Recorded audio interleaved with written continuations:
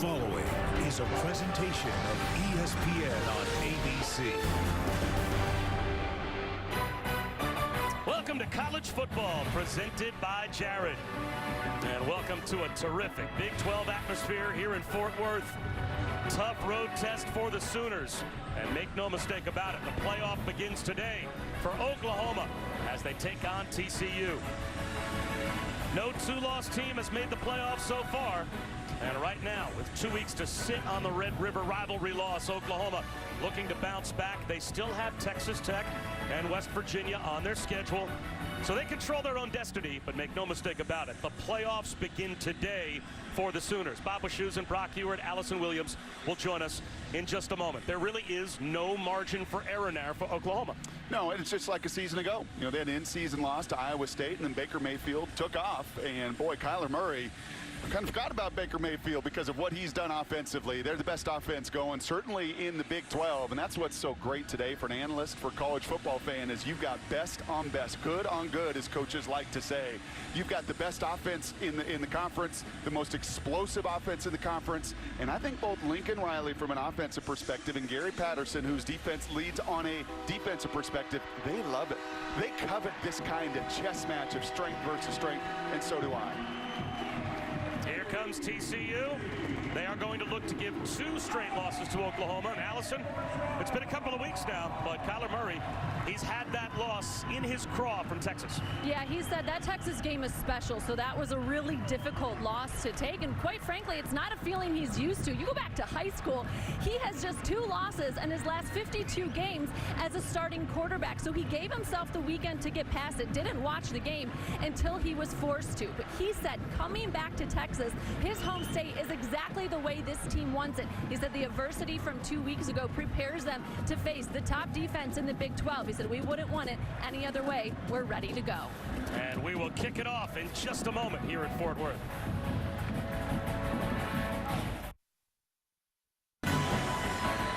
Oklahoma with the longest true road game win streak in college football on the line, and has not been much luck for TCU against OU of late.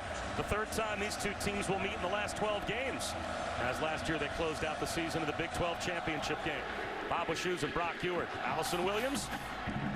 Oklahoma won the toss, deferred their option to the second half, so here comes a struggling TCU offense. Yeah, no question about it. Struggling the most for Sonny Cumbie, just with the turnover bug, just not giving yourself a chance and not getting out the gate. And Sonny knows against this group where Gary's just 2-7 all time against the Sooners, cannot afford to play from behind.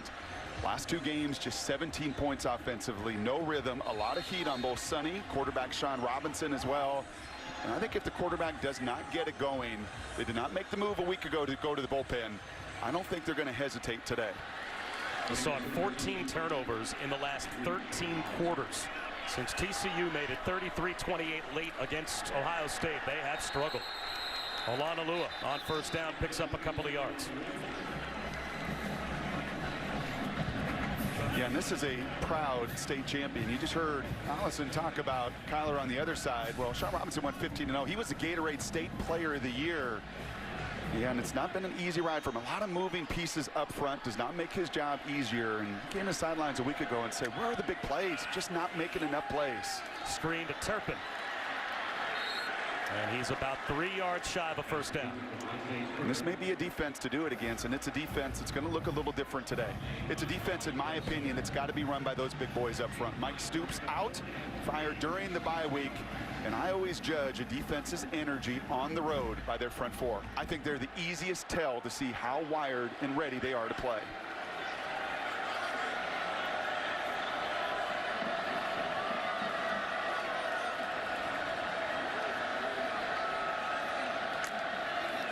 Four-man rush on 3rd down. Robinson, long throw to the sideline, and he's got his man. Nigel Meeking with a first down catch out to the 39. Gain of 8. That's a big-time throw now. That's all the way across the field. That's not a, hey, I got a struggling quarterback, and let's just run a little bubble screen.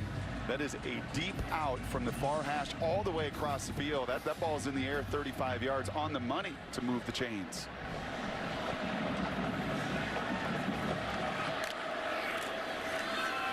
Zone read. Cut back for Robinson. Bottled up. He picked up a yard.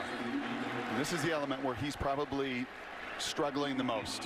When he was at Gatorade State Player of the Year, he did with his arm, he did it with his legs. You could see the harness on his left shoulder. He took a serious and significant shoulder injury on a run against Iowa State. And in talking to Sonny yesterday, the run game is where he feels it the most. Would you want to run him today if you were TCU then? I think you have to show that look to Oklahoma, and especially early.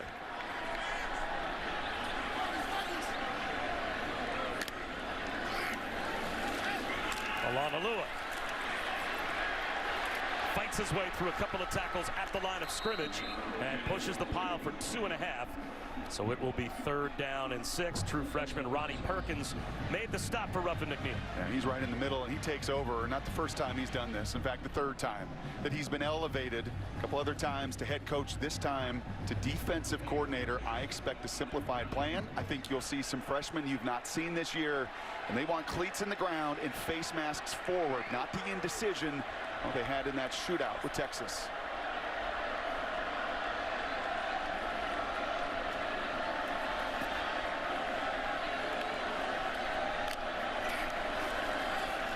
Four-man rush, stepping up.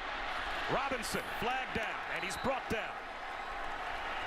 So Oklahoma has a 3rd down stop and most likely drew a holding penalty as well. Yeah, they did. I think that's going to be on the big right guard, Wes Harris, on a blitzing Curtis Bolton, something he does best.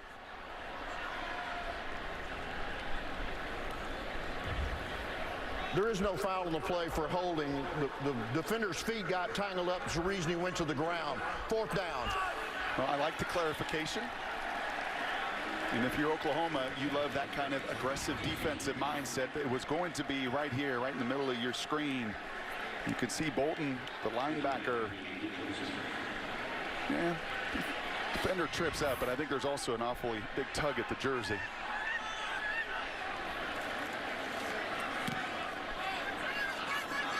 Short kick. And Hollywood Brown will let it roll inside the 20. All the way down to about the 16-yard line. Well, our first chance to see a guy that's got to be at the top of anyone's Heisman ballot right now. Maybe not the clear leader, but Kyler Murray won 43 straight games as a high school starter, 3 straight titles, starts off his career at Texas A&M, becomes the 9th overall baseball selection by the A's, and now he looks like one of the most electrifying college football players as the quarterback at OU. He's a 5-tool guy in baseball. Why he's got that coin in his pocket with a $4.5 million signing bonus. He may not be 5 tools as a quarterback, but the only one he's missing is height, and he more than makes up for it in every other significant way. He's got a rocket arm, and he's got the quickest feet you're going to see at that position in college football. That's a deep stable of tailbacks too. And one of those is Trey Sermon against a different level defense than maybe they've seen so far this year. It's a gain of 2 on 1st down. Well, Gary Patterson said it's the fastest. It's not the biggest, it's not the strongest, but as far as speed goes, and it's speed on speed with Hollywood Brown and Murray and Lamb and the rest of these Sooners, one of the fastest on paper he's seen. Play action for Murray. Well protected, wide open. He's got the fullback Carson Meyer. 1st down and then some out to the 35. Guys, Kyler Murray, obviously a great baseball player drafted by the A's. So I asked him, being a game of failure in baseball, if there's any lessons from that he applied after that loss to Texas 2 weeks ago. He said no. He goes, baseball isn't an individual sport played as a team game. You deal with failure differently. He absolutely hates to lose, and he admitted it took him some time to get past that loss to Texas. Even though his offense put 45 on the board in the loss, he's got a 1st down here after a gain of 16. Sermon's got a crease, gets to the sideline. Near the 50 before he's finally brought down. And this Trayvon Merrick-Woodard made the stop. And we highlighted, Bob, the stats. And this is why they're the best in this conference. Because you've got all league performers up and down that offensive line. This is not just throw it out on the perimeter.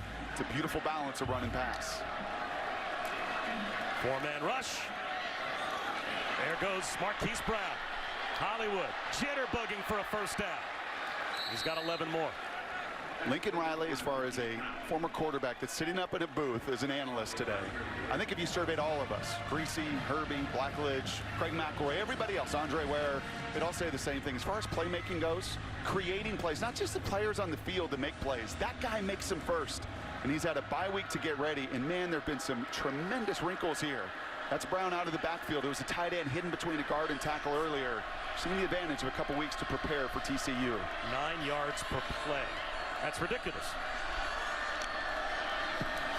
Draw play here to Sermon. From behind and brought down by Terrell Cooper, picked up 4. I think all my peers would say the same thing. It's not just a simple little scheme. They mix so much variety with an incredible tempo. And Gary Patterson knows this is the most difficult animal that he tries to tangle with. Murray out of the pocket. Might be where he's at his most dangerous. C.D. Lamb. It's a walk-in touchdown.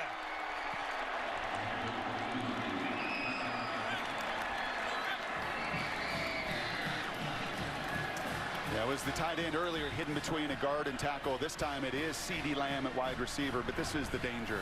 And you're going to see C.D. come right across the field, and these linebackers and these guys have to come up. Once Murray breaks containment, there is no question. That is where he's most dangerous, and then it's gone. And you don't see green grass in open field against Gary Patterson's defense, really against anybody else. The touchdown is good. After the play, unsportsmanlike conduct on the scoring team, number 2 and number 5. That 15-yard penalty will be enforced on the kickoff. That's number 2 and number 5's first unsportsmanlike conduct foul.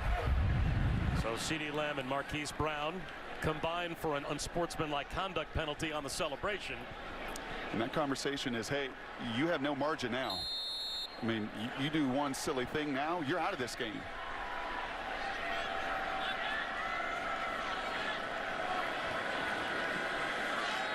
Austin Seibert handles the place-kicking duties as well as the punting duties for Oklahoma, and he's perfect on the point after. 7-0. C.D. Lamb celebrated the touchdown with Marquise Brown. I guess a little too much.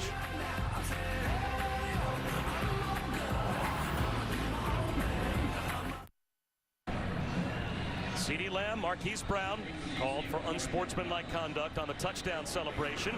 Jim Blackwood, longtime on-field official and supervisor of officials in the WAC and the Pac-12, with us here at TCU. And Jim, the correct call? Correct call because it was choreographed, and that's why it was called. So even though it was not derogatory, even though it's not anything really negative, you just can't have that choreographed action? That's correct. There's nothing derogatory in our rule book. Is that a judgment call, though, Jim? That's a judgment call. And you like that judgment?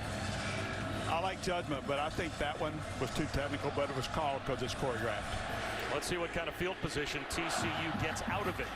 Turpin from the 2-yard line as Seibert kicked it deep from the 20. Turpin, he's got a lay. He's got the kicker to beat. There goes Cavante Turpin. Touchdown, TCU.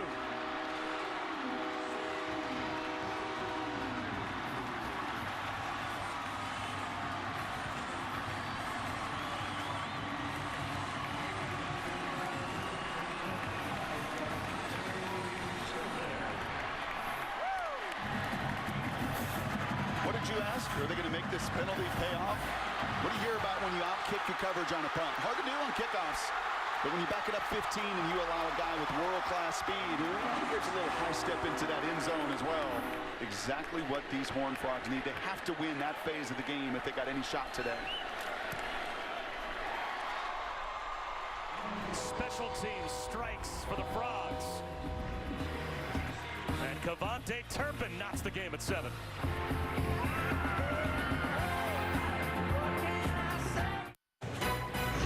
College football on ABC is presented by Jared. Dare to be devoted. And in part by Domino's and Coca-Cola.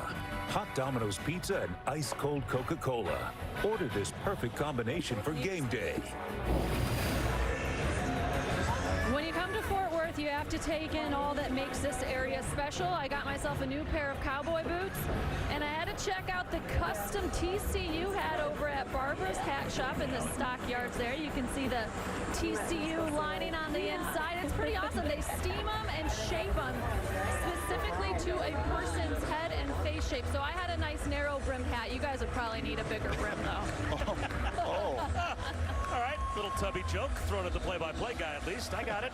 Yeah, Allison had her TCU starter set on yesterday. And she was equipped. Here's Marcelius Sutton. Breaking tackles and fights his way to the 30-yard line as we bring you our Aflac Game Fact. And this is a good one. Oklahoma has not lost back-to-back regular season games since Bob Stoops' first season as head coach in 1999. It's incredible. They have won 38 in a row after a loss. As Allison said earlier, just responding to adversity. Not just an individual like Kyler, a couple turnovers 2 weeks ago that really bothered him, picking a fumble, but an entire program that puts that negativity behind them. Impressive. Sermon for a yard and a half. If you're Gary Patterson on the other side, you know that these guys had a little extra time and they had some really incredible wrinkles on that first drive. 14 yards of play on that opening drive for a group that averages nearly 9 a play on the season. And way too many guys and way too many open spaces on that opening drive to see the Horned Frogs adjust a little tighter in their coverage as best they can. Only a 3-man rush. Crosser is Brown. Extra step to the sideline that just can't catch him. Boy, it doesn't look like his feet are even touching the ground when he gets in a full stride. Now, when you're a safety or a linebacker and you're dropping and you've seen shallow crosses, that is a concept that, well, Mike Leach you're going to see tonight on the Palouse, where Sonny Cumbie and Lincoln Riley learned this. That's just what they call mesh. 2 receivers running underneath, and typically a safety or linebacker getting a drop and see it and then react and respond and still contain it. Not with that guy. You have got to be a step ahead.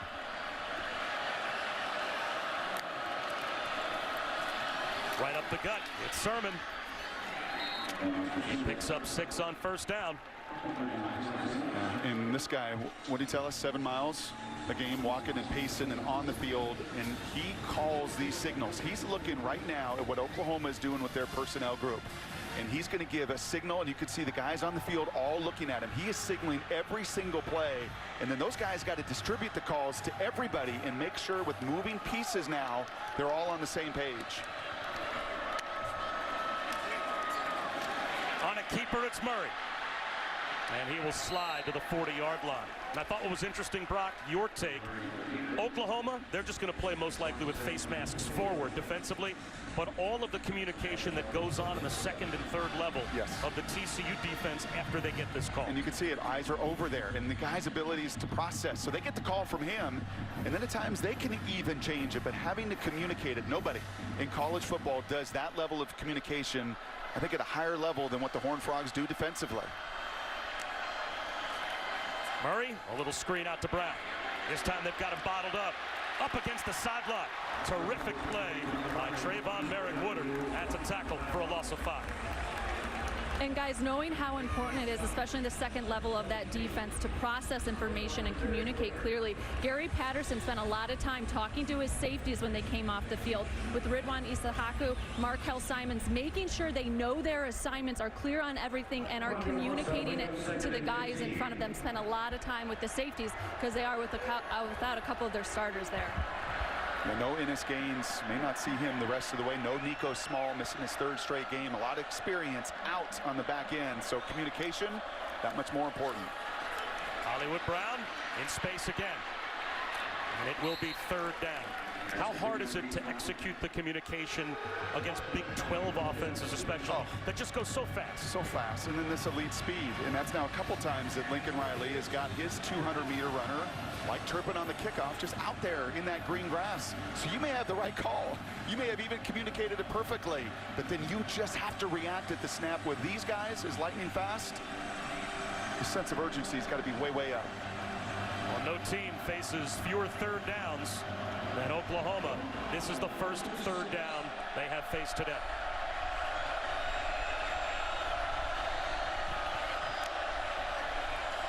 They're going to try and run for it with Sermon. He won't get there. And now what do? Lincoln Riley in that gray area just inside the 35-yard line. Field goal range or go for it on 3rd down and 3? He made that call because he's going for it. That is a run that you would have loved to get 7 or 8, and it springs out of there, but you know it's not going backwards with your offensive line, And now a very manageable situation, especially with the playmaking and the running ability of your quarterback. 4th down and a long 3.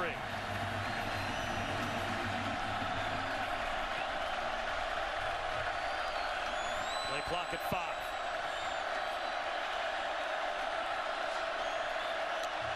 They just get the snap off. There's the slant. CeeDee Lamb's got it for a 1st down. And you saw the massive amount of communication by TCU defensively, and you see the movements and the shifts, and then ultimately, what does it come down to? Just a one-on-one slant. Just those one-on-ones where your guy is better than their guy. You just get inside of Julius Lewis there. And once you give a quarterback with the arm strength of Kyler Murray your numbers, he's going to move the chains. I mean, these two weapons, Lamb and Brown, are an absolute nightmare, and I don't care how much defense you've got in your playbook.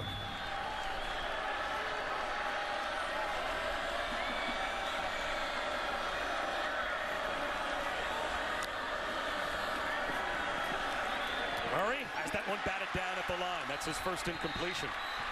He had hit on his first 7 in a row. That is where they want him to play.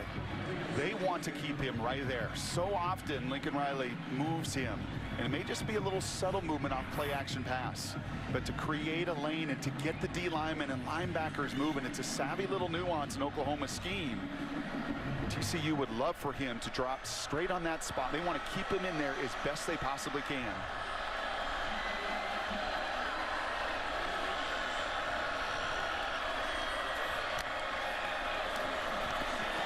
Sermon into the secondary and into the red zone. Gain of 9. Yeah, the right side of this Oklahoma line. I mean, that is where Cody Ford and Drew Samia all conference a year ago. That is where it is such an advantage. So many of these spread teams are just finesse, not with these guys. I mean, look at the size of those two, 74 Ford, 75 Samia, and they maul. They don't want to. This is not your, I'm going to 2-point stance and play patty cake. It is, I'm going to physically embarrass you and move you off your spot.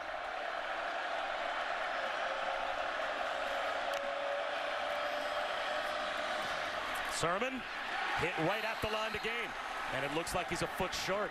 Ty Summers, who spent his whole life as a linebacker, basically shifted to defensive end because of need this season, was there to make the stop. It's 4th down again for OU. No hesitation.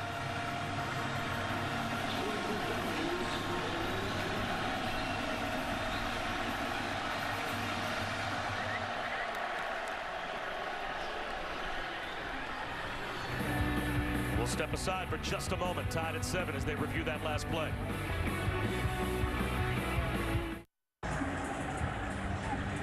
Bob Wischusen, Brock Ewart, Allison Williams back in Fort Worth. While we were away, the replay booth did take a look at that run by Trey Sermon and determined that the call on the field was correct. The spot of the ball accurate. It is 4th down and a half yard. So they took a look at a couple of replays and said the call stands. And no hesitation from Lincoln Riley. They are going for it on 4th down.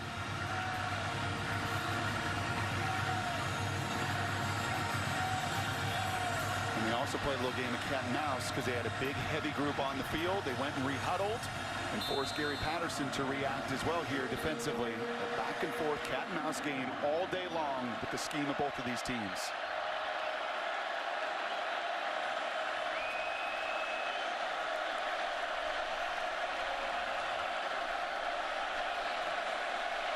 Play clock down to 5. Murray under center. Quarterback sneak.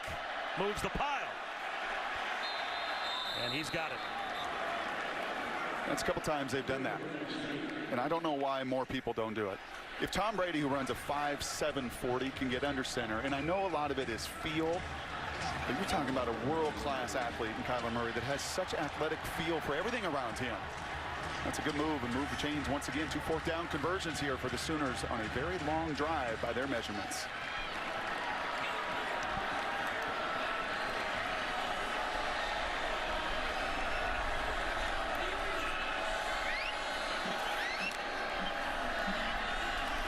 Murray on a keeper. Gets to the edge.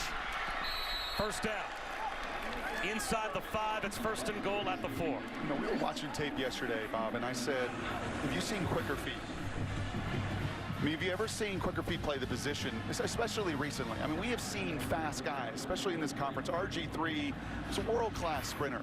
But as far as just the turnover, and I know I was really aggravating you yesterday, I'm like, count of steps. He's taking 12 steps in 10 yards. I mean, he has got amazing quickness and is so potent in that phase of the game. You aggravate me in many ways, so that was just one on the list. Sermon right up the middle, powers his way to the goal line, and Oklahoma answers with another touchdown. Well, that aggravates Gary Patterson on the other side. I mean, that is the longest drive. That's unheard of for Oklahoma to have a 7-minute touchdown drive, and Gary Patterson knows that, you know, trying to handle this team, you take the pass away, and then you've got a big, powerful back. That's on one of your best tackling defenders, and he just runs right through that tackle, pads down. I think he crosses the plane. As they will take a look at that as they review every single play. He's through, and that's just, you know, that's why this group's number one in so many stats. Because what do you want to take away from them? Want to take away the pass? Great. Want to take away the run? Well, good luck with a 1-2 punch of quarterback and tailback. Their longest touchdown drive by over 2 minutes for this season. ESPN, home of the college football playoff.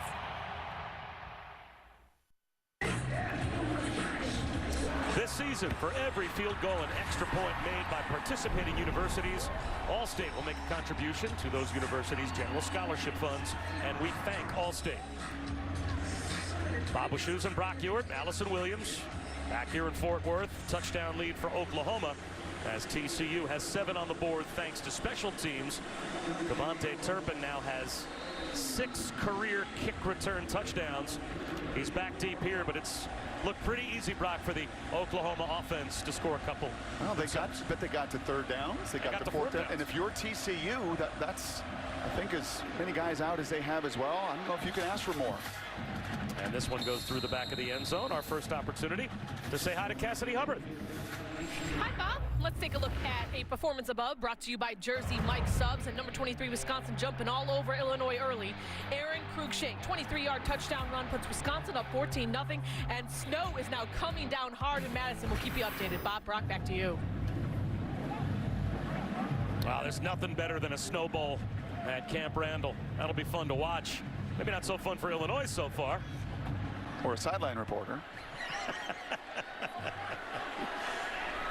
First and 10 at the 25 for TCU. Jet sweep off the play fake. Darius Davis. A lot of work to pick up 3 yards. And a lot of pursuit. And look at the defenders for Oklahoma. 3-4 guys there tackling. And that was a lot of the conversation. You know, when you're looking at Sean Robinson, you made changes to your defensive staff. What kind of juice are you going to play with? How much energy are you going to have? I said to you earlier, watch the D-line and then watch the pursuit. How many of those helmets are getting to the tackle pursuing?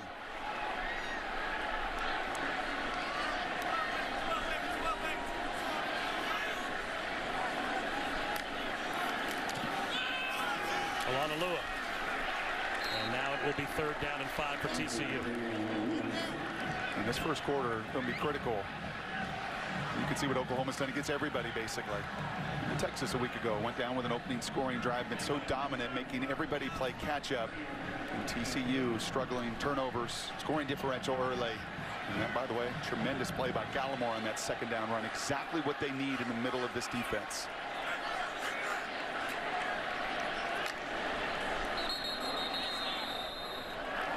Looks like a false start. That's on the senior. And for an offense that's struggling, they do not need to face 3rd down and 10.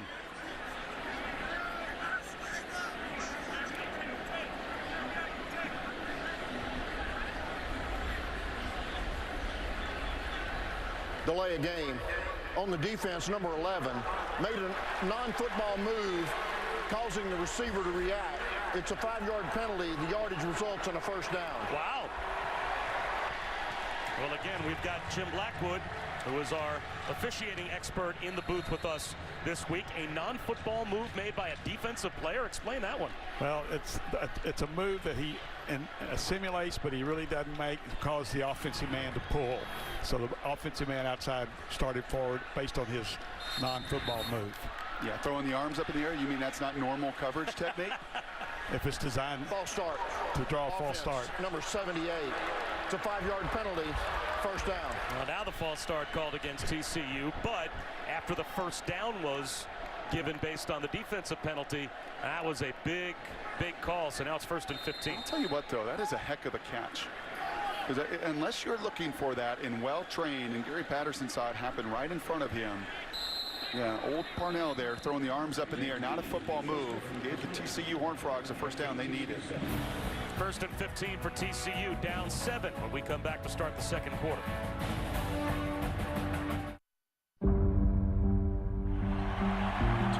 The city breeds stars and they breed winners, and I'm a winner. I won't accept anything less of trying to be great and wanting to be great.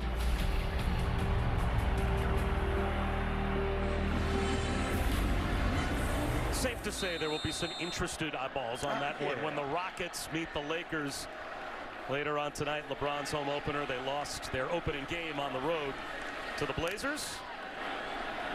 As we start the second quarter here in Fort Worth. Tipped ball, incomplete. Jarrison Stewart was open on the little slant from Sean Robinson, but it got tipped at the line by Kenneth Mann. 2nd and 15. And I know it was coming out of a quarter break, but just watch Oklahoma trying to get their call and line up. And just get yourself lined up. Too many times over the last few weeks, you can see the dominance there by Oklahoma in that first quarter time of possession. Get yourself lined up. But even late there. Middle screen, incomplete.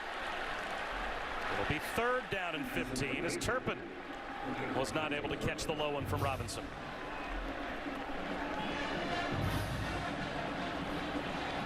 This is a danger zone. This is an O-line that's got a lot of inexperience. This is a defense and Ruffin McNeil's opportunity on 3rd and extra long to find something creative. More than likely getting in those gaps, trying to show look and get out of it. Sooners show blitz. Now they'll back off.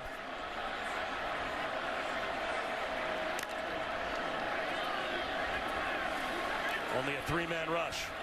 Sean Robinson with all day. That ball's tipped and incomplete. Kenneth Murray in coverage, got his left hand on it. Oklahoma gets the stop. Now, it's not any spot any quarterback wants to be in. 8 defenders back there, and a nice job by Murray here, the guy they call K9, or at least Ruffin does, nearly an interception. That's been another challenge area for this defense. Just 5 takeaways on the year, 1 fumble. That's hard. You know how hard it is in 6 games to recover just 1 fumble. But a good 3rd down stop to get the ball back. Nunez with a wobbly punt. Marquise Brown, fair catch just inside the 35. Oklahoma back to the offense with a touchdown lead.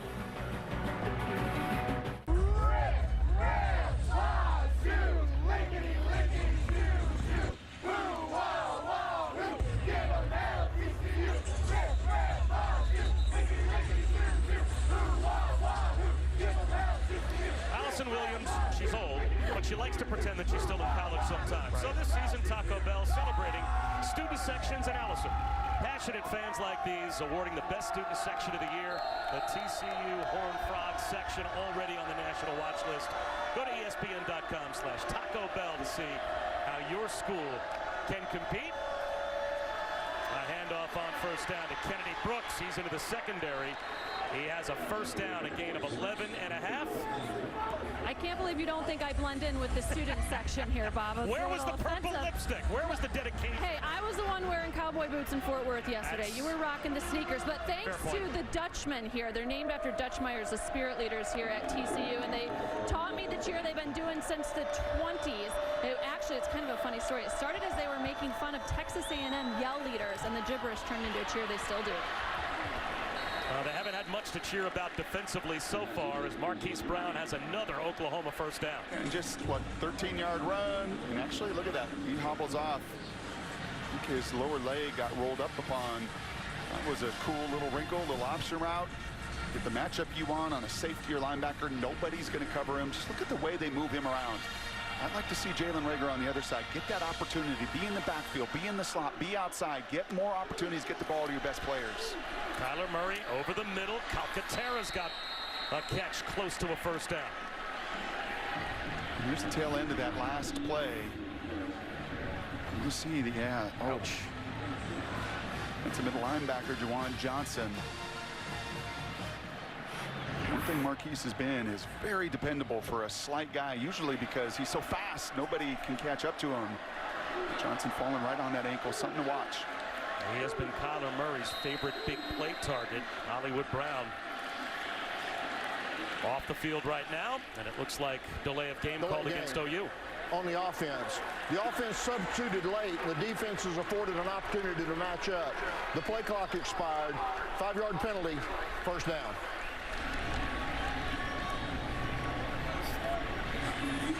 Well, again, Jim Blackwood, our official in the booth. Good call. Good call, because they substituted too late. And the offense did. And it's not their responsibility. It's not their responsibility. It belongs to the defense. So first and 15. Play action. Murray rolling. Gets loose. Down the sideline. Toe tapping and staying in bounds is Miles Tease. And he has a first down. And a flag thrown late. Another penalty marker just after the play was over.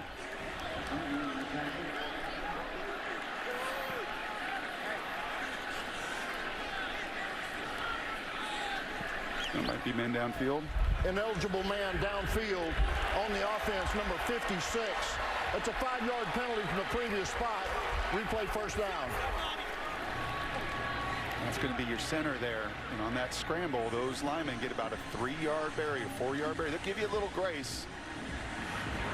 But unfortunately, as the quarterback scrambles here, you watch the center, they call it on Creed Humphrey. And he doesn't know that. He's just working down the field. Yeah, and he's 4 yards past that line of scrimmage when the ball is released. So a must, you think, for the TCU defense now as they have first and 20 for Oklahoma back to the 40-yard line. Caught behind the line is Kennedy Brooks. He may have gotten back to the line of scrimmage. It'll be second down and 20. Ben Banogu has been quiet so far. He makes his first impact play. That's going to kill Kennedy's average. 12.8 coming into this game. Got 13 on his first carry. But you're right. When you get a negative play on first down, that is what Gary Patterson said. First down is so critical to give you an opportunity to do what you want to do defensively. Only a 3-man rush. Kyler Murray avoids a sack. A little stutter step in the open field. Jets to the sideline. And he's inside the 30-yard line before stepping out at the 28. Gain 12 sets up third down and 8. And you can see, Gary, that level of just containment. And it is so hard. Everybody says it, right? Against a dual threat quarterback. Just keep him in the pocket. No, just keep him in the pocket. It is so much easier said than done.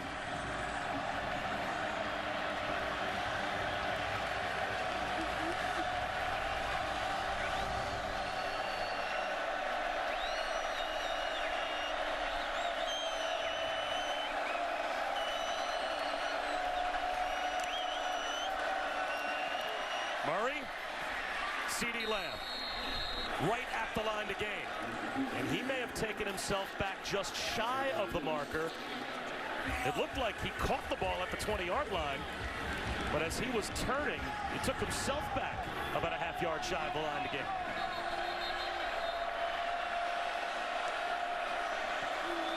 So now it is fourth down, and Oklahoma will go for it again. And this has been sneak. You saw it earlier. And that has been the call thus far, and not looking like it right now. Option. Kennedy Brooks, first down and then some. Inside the 10, at the pylon. He walks in for a touchdown.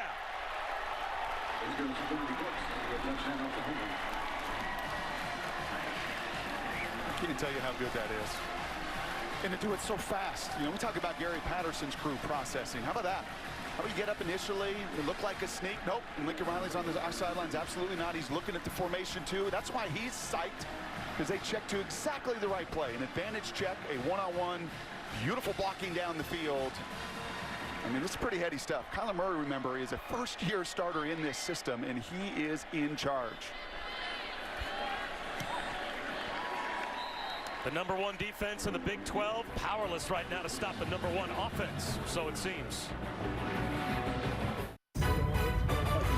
College football, presented by Jared on ABC, is brought to you by Buick, proud partner of the NCAA, and Pacific Life. Experience the power of Pacific. We spent some time yesterday in the historic stockyards here in Fort Worth, where they take the Longhorn steers and walk them twice a day through the tourists, of which Allison and I, by the way, were two. Nerds, our cell phones out. This wasn't the running of the bulls. This was Oh, no, that's funny. That's what you texted me. You said, where are you? I know you're flying in from Thursday night, but we're running with the bulls. That was it.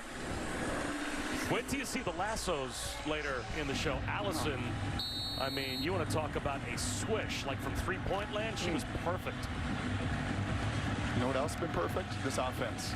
It's one thing to watch it on tape, but to see it in person and the level of just detail and execution and the chess match right now that Lincoln Riley is clearly defeating Gary Patterson. Pretty impressive. And a fair catch called for by DeMercado, so that will bring it out to the 25-yard line. And tonight on ESPN, 2 unbeatens in the ACC. NC State, Clemson in Death Valley. 3:30 Eastern, 12:30 Pacific on ESPN and the ESPN app, so you can watch anywhere. How about Clemson? Trevor Lawrence, 6 touchdowns and 1 pick so far in 3 games as the start. Yeah, really got it going against Wake, feeling good about himself. But if you're going to beat an NFL defense, and Clemson's got 4 D linemen that'll play on Sundays, you need an elite quarterback, and Ryan Finley is that. 3 years of experience in Eli Drinkwitz's system. That'll be a wonderful matchup too. On a rollout, Robinson. Long throw to the sideline. That looks like a short hop intended for Turpin. And that's a couple throws now low. You saw the previous possession, one hopped a throw. This one, I like moving him. That's what Sonny Cumbie said. He wants to get this young quarterback feeling good. You know, a tremendous player in high school, the highest quarterback recruit they've ever had here. And they just want to get him feeling good, and the last 2 possessions going the wrong way.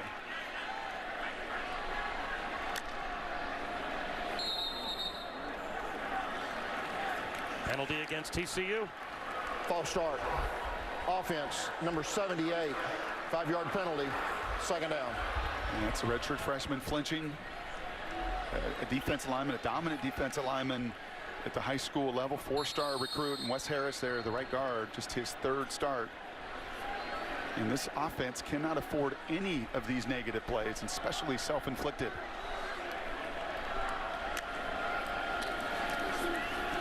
Robinson off play action. Low throw again. And coming back to make the catch and get some of the penalty yards back as well is Turpin. Picked up 9, 3rd down and 6. Look at the difference in the 2 QBs ripping it. Right, those last 2 throws are just dying before that ball gets there. And you can see the shoulder. It's the non-throwing shoulder. You know, Sonny said it's not affecting his throwing motion, but you're just not seeing a guy in any way that's ripping it the way he can.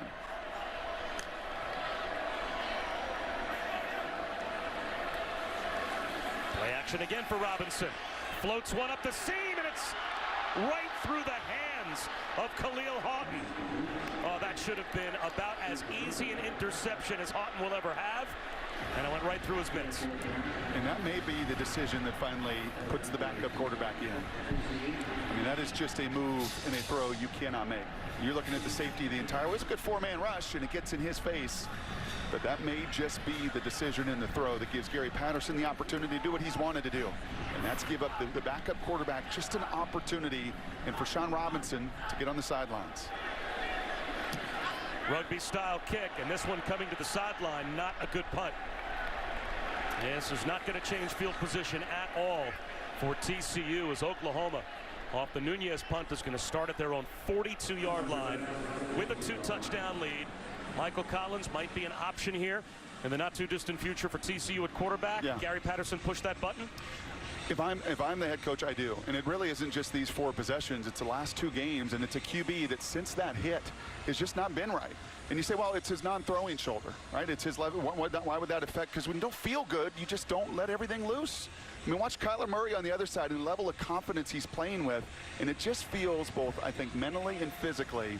And I've seen a lot of young quarterbacks, and frankly, even experienced ones can get bound up. He just feels bound up. The pressure, the magnitude, everything on him, all the noise outside, and then on top of it, a shoulder that is just aching on the other side.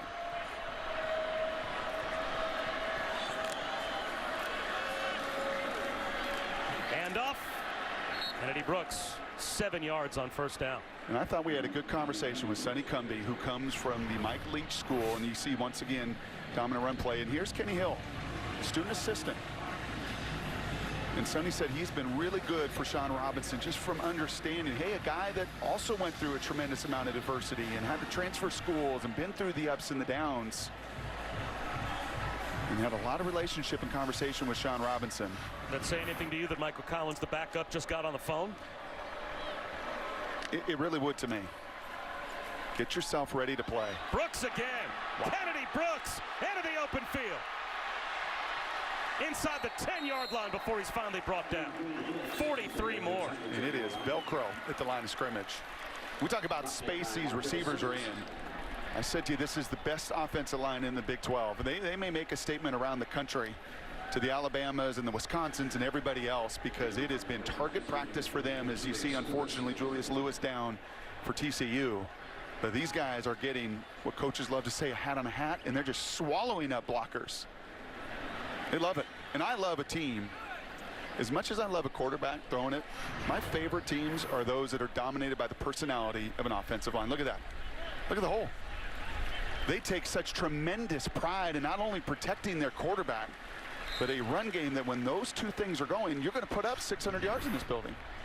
Good to see Lewis able to walk off. I was talking to Bill Polian, who of course works ESPN Radio and NFL Live, all of our television shows, about what the biggest problem right now in the NFL is, identifying personnel. He said everyone always thinks it's the quarterback. How hard? Well, think about how many young quarterbacks there are in the NFL right now. It is a crisis for NFL personnel people to try to find quality offensive linemen.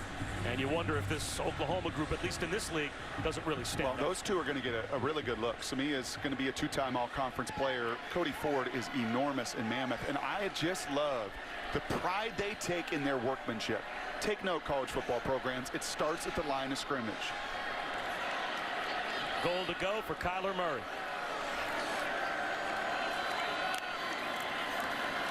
Play action. Floats one into the back of the end zone. Broken up. Well done by Noah Daniels, who just came in for Lewis. And he had the responsibility of trying to stay with C.D. Lamb. And that's not an easy play. And off that heavy run, what do? Same action. You move everybody. You play pass off of it. And Kyler Murray can just throw from any angle. Probably won that one about 1.5 feet further in front. But that's what's fun about this quarterback, too. So when you fit him in the option game and the speed game and everything else with what they do, it's a nightmare. It's an absolute nightmare, even for a guy as good as Gary Patterson is coordinating on the other side. Quick hitter at the goal line into the end zone. Lee Morris, touchdown.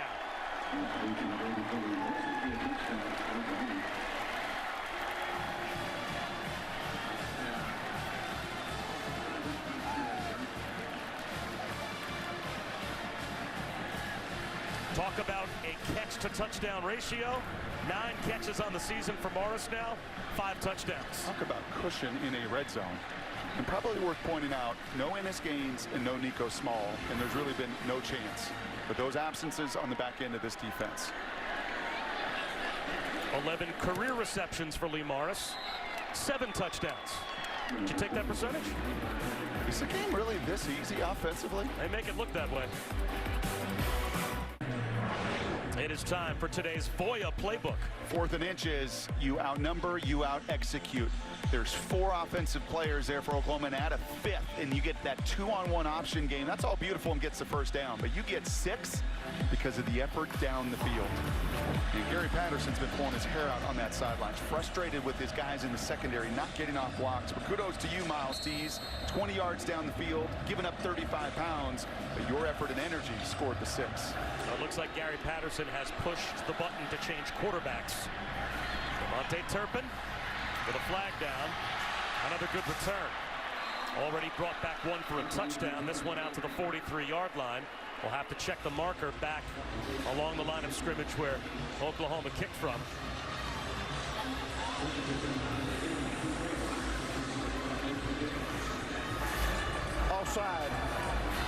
team, number 32. That 5-yard penalty will be added to the end of the run. First down. A change in quarterbacks for TCU after we check in with Cassidy. Thanks, Bob. And now for the all-state mayhem moment. And snow football causes mayhem, and snow punting is hard. Anthony Lotti loses his grip, able to recover, but only manages a 13-yard punt. It's still 14-0 Wisconsin in the second, guys. All right, thanks very much, Cassidy. As Turpin makes a simple 12-yard out catch from Michael Collins, the sophomore from New Canaan, Connecticut, transferred from Penn, getting a chance to play, and you can hear the crowd reaction. Backup quarterback can often be the most popular guy on any team when the starter is struggling. And here he is, out to the edge, and he just about got picked. Bookie Radley-Hiles had nothing but green grass out in front of him if he could have held on. The smallest guy you're ever going to see wearing 44. It like wraps around his body, but boy, do they love the guy they call Bookie. And the true freshman there, he started from day one. He's an energizer bunny. He plays all over the field. I think he's at his best the closer he is to the line of scrimmage, reading and reacting, and nearly getting the 6th takeaway that Oklahoma's still searching for. If they add that level of takeaways with their offense, you'll see them in the Big 12 title game. Michael Collins wants a little tunnel screen. He's got Turpin down the sideline. At the pylon. Is he in for the touchdown? The officials getting together. It is a TCU score.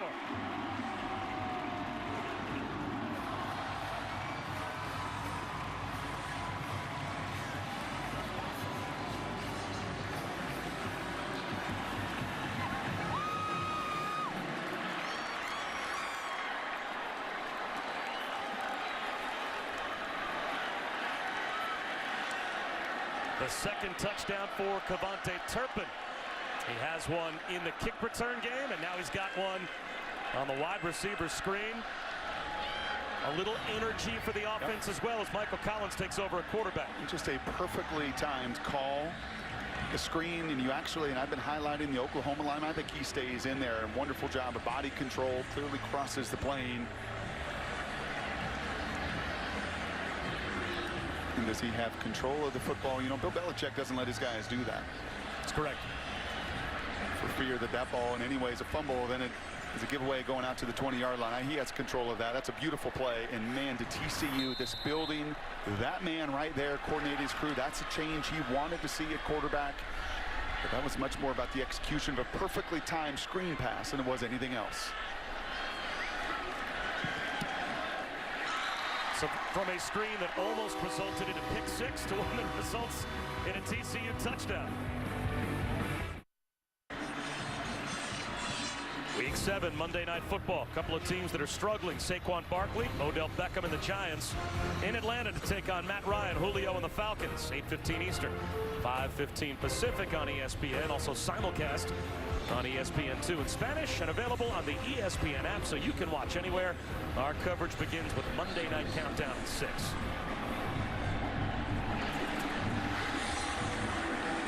Some life back in the crowd here in Fort Worth after Michael Collins on a screen to Cavante Turpin, the first offensive touchdown of the day scored for the Frogs. It's a little easier to put the backup in for the college level than it is for Eli Manning. I know people have been clamoring for that in New York. I know you've been one of his biggest defenders. We were just talking during that whole break about how it energizes a team, a fan base, a stadium. And you felt that even though it was a screen pass for Michael Collins, he just felt some juice in this building he'd not felt for 3 weeks. A 3-time state champ there in New Canaan, Connecticut. And I don't know, he doesn't have the physical skill set, some of the things that Sean Robinson has. But it's amazing when the backup comes in, the ball just seems to bounce your way, and sometimes the calls go your way. Now, to me, the question is, what impact does it have on this defense? Can they finally get a stop? Because they have already in the first half allowed 288 yards of offense, and we're only midway through the second quarter. 4 possessions, 4 touchdowns for Oklahoma. Is that good? Really good when you consider the defense they're going up against is number 1 in their league. Sermon, flag down on the near side of the field. He's caught behind the line.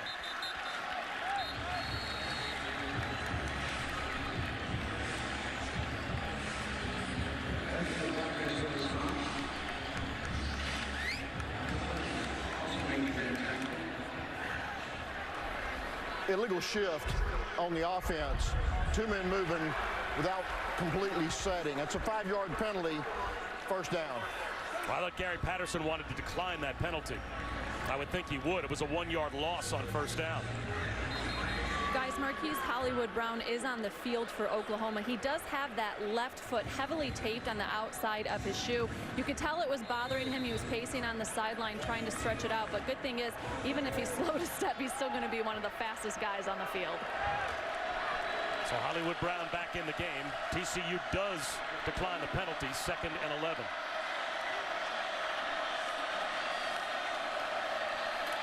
Quarterback draw. Murray tripped up behind the line. Garrett Wallow, back-to-back tackles for loss, and it's 3rd down and a mile. And it's really well played. The former safety turned linebacker, and the right call here. And this is a great chess match. And if you're watching Oklahoma wondering why are they taking a little more time, it's because they're trying to get their guys, Oklahoma, against Wallow and these TCU Horned Frogs out of position. And Gary Patterson trying to call the right call to defeat that play, and it's just a terrific back and forth. And the 3rd down that the Horned Frogs have to get off the field.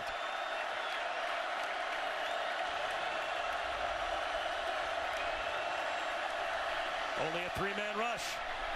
Murray has all day, fires one right to the first down marker. And look who makes an impact from the trainer's table to a 3rd and 15 conversion for Marquise Brown. And that is just right over the head of said linebacker. Flag down, though. Illegal formation on the offense. Number 74 was lined up in the backfield. It's a 5-yard penalty. Replay 3rd down. What a break for TCU. They get another chance on 3rd down and long. And that's Cody Ford, the right tackle. And look where he is lined up here to where the line of scrimmage is. And that is typically a call that an official will tell that tackle beforehand. His helmet. Jim, where does his helmet be? You're that side judge. What is your evaluation? You're looking for the helmet to break the waistline of the player next to him. And it doesn't there as Cody is way off the line of scrimmage. And you see he's adjusted here on this 3rd and 20. And they'll run it with Sermon and just play to punt. Ty Summers makes the stop. An offensive touchdown, a defensive stop for TCU. Crowd back in the game. Interesting last 6 minutes here in the first half. Yeah, and if you're Oklahoma and you're Lincoln, you're thinking, man, that's tough. We just beat ourselves there with a couple pre-snap penalties, not getting set. Cody Ford there just continuing on a 3rd and 15. He's just trying to gain a little bit of advantage. But that helmet just doesn't break the plane in the waistband of the right guard. And that's the first time we get to see the punting game. So Seibert from the goal line. With Devontae Turpin waiting near midfield.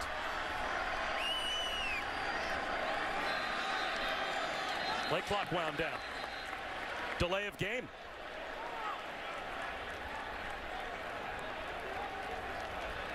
Not the only thing Oklahoma struggled with. Been some of these penalties before the snap.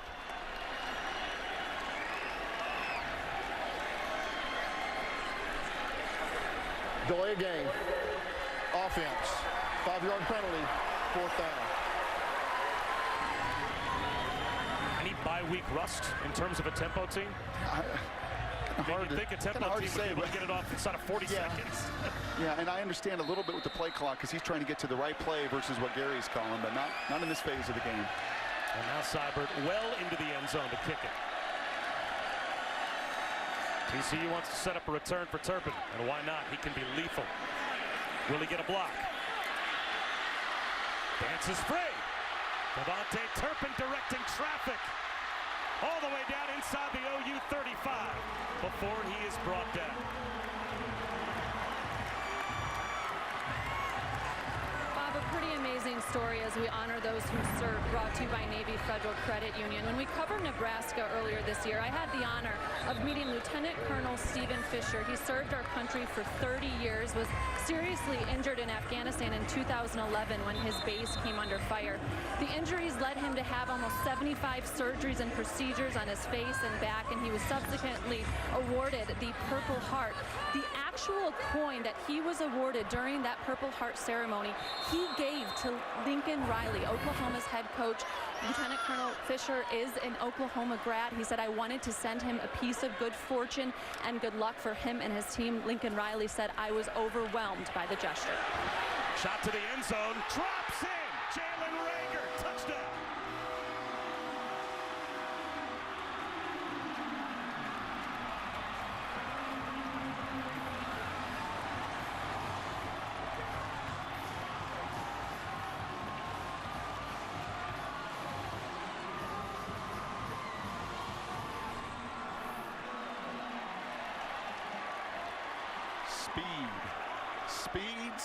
Speed. We've seen it all over the field. And Mr. Turpin and Mr. Rager, I think, are making a statement here in the special teams phase, the touchdown-making phase, that it doesn't all just belong in Norman, Oklahoma.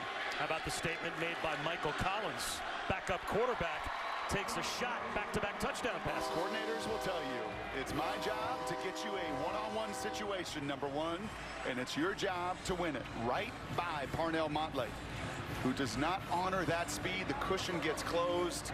And then for Michael Collins, a little bubble screen for a touchdown. And then I get to throw a fade route with tremendous field position, and my receiver wins. You can't ask for a better start from the Penn transfer. And boy, you can't ask in our salute to service for a more selfless person to give up a piece of his history for Lincoln Riley. That was just a great story that Allison told. That was really neat too on the call with Lincoln when Allison brought it up and told him the story of, hey, and we were in Nebraska earlier, and it was almost as before she could even finish. She was like, yeah, I carry it with me. Absolutely, it's in my back pocket. I can't believe both his active service, his kindness, and his unselfishness. And Lincoln saying it means the world to me. And to pull it out of his back pocket this morning and show Allison, pretty special. And guys, Coach Riley wanted to extend his thanks to Lieutenant Colonel Fisher, and he sent him a letter of gratitude, which hangs in his home next to an autographed football from Lincoln Riley, which he gave to him at a Heroes event. And I have to tell you, just talking to Lieutenant Colonel Stephen Fisher, you can see after everything he's been through and still has to endure, how much that relationship and sense of gratitude from Coach Riley meant to him as well. Great story. Here's Trey Brown on the return. Barely makes it to the 20-yard line, maybe a hair across. But the momentum has completely shifted here in Fort Worth. Now it's back to the offense for an Oklahoma group that scored touchdowns on their first 4 straight possessions. Coach Patterson pushes the button, puts Michael Collins in the game at quarterback. Back-to-back touchdowns. Now it goes back to the Heisman hopeful Kyler Murray. And I think just the conversation on that sideline is Gary Patterson's made some changes to his defense as well. There's no more number 3, at least on the previous possession. Markel Simmons was out of the game, and he's going to command his crew. But I am sure that Lincoln Riley, Kyler Murray said, just settle down. They didn't stop us. We stopped ourselves with 2 pre-snap penalties that really did damage to the last drive. Draw play, Brooks. Hit at the line. Maybe gained a half yard. Another tackle for Garrett Waller. A few times they've beaten those blocks. That time of the tight end fullback unable to get around was Carson Meyer. And here's Gary looking to the other sidelines. He's looking at the personnel group. He's looking at the lineman. He's giving his call. You better do it in a hurry. Play action. Murray hit as he threw. It comes out sideways. It'll be 3rd down and 9. L.J. Collier collapsed the pocket. And it's amazing what a quarterback change can do. Not just to an offense, but to a stadium and even those defenders. Tremendous job by L.J. beating Bobby off the ball. Back-to-back plays. TCU getting to the edge and beating the Sooner offensive players. 3rd down and 9.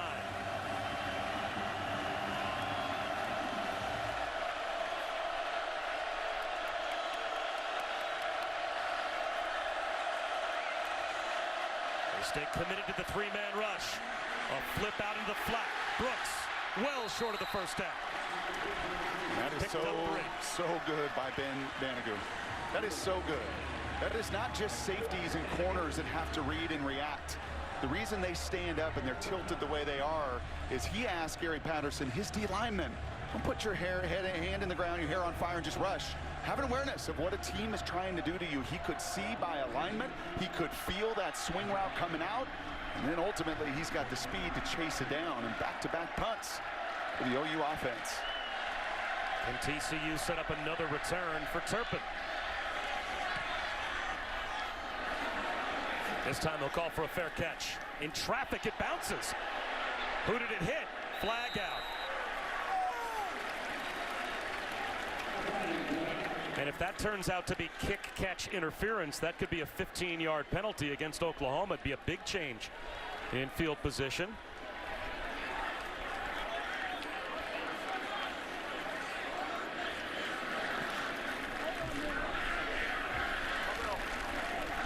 Kick-catch interference. Kicking team, number 6. 15 yards from the spot of the foul. 1st and 10. And Jim Blackwood, that's a big call. What are the ramifications, or what are the rules if you're a coverage player there, the room you have to give a punt return? If you come to the front of him, you got to give him at least a yard. If you go to the side of him, you still have to give him an unmolested opportunity if he moves in either direction to make that catch. In any direction there, right? And it's on you as that cover guy. You've got to give him that opportunity. And Trey Brown did not. So Michael Collins has thrown 3 passes, 2 for touchdowns. It's not bad. We'll hand one to Darius Anderson here. To the 42. Brought down by Houghton. They'll actually mark him down at the 43, so it's a gain of 6. I think this is why Gary Patterson wanted to make the move. Not even as much as what Sean Robinson wasn't doing. That low throw scooped up by Stewart. And you can see Lincoln Riley, he's halfway on the field yelling, thinking that ball bounced from Collins, one of his first real misses of the day. Side judge right on it, and felt like the hands were underneath. But that move is not just about Sean Robinson. That move, and you make a move at the QB position, it is about an entire team as well as the 50,000 in this building.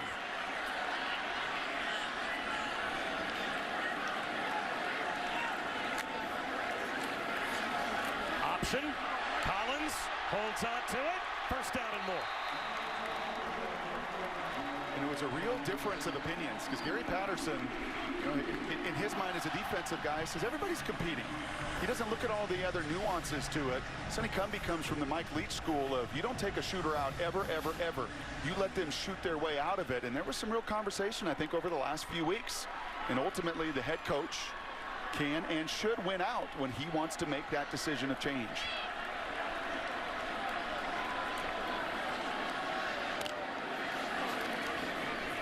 Another keeper for Collins. Nice jump cut in the backfield to avoid a loss. He picks up 3. Now, is it too much to put on a sophomore quarterback who was the backup? Too much to put on his shoulders to now ask him, hey, clock management-wise, let's slow down and not give up the ball before hopefully the last couple of minutes runs out here and don't give Oklahoma another chance? Yeah, and I think Mr. Patterson owns a lot of real estate over there, so I'm sure he is screaming and yelling after he wipes his face off to make sure, yeah, you try to manage this and don't give Oklahoma any time back if possible, as they'll get the ball to begin the second half. Play action up, a handoff, and juking through the line is Anderson, and by Kenneth Murray brings up another big 3rd down. Yeah, and you control it right here. You run that play clock down. You make sure you get to the right call here. The momentum coming in. You've turned it. You've turned it in this building. You've turned it on your team. Your defense has got more juice than they've had all game long. Yeah, and you can see it. They have. They've made that decision, that call coming in later to manage this clock situation. And they could wind it down well under a minute here, still with all their timeouts. 3rd down and 4. Breaking a tackle, but getting bottled up is Anderson. You wonder if Oklahoma might now spend a timeout. It's 4th down and 3. Oklahoma has their timeouts. They're not calling them. So if you're TCU, just let the clock wind all the way down. That's right. And kick the field goal. Gary Patterson's looking over to the OU sideline, I think wondering, is Lincoln Riley going to spend a timeout?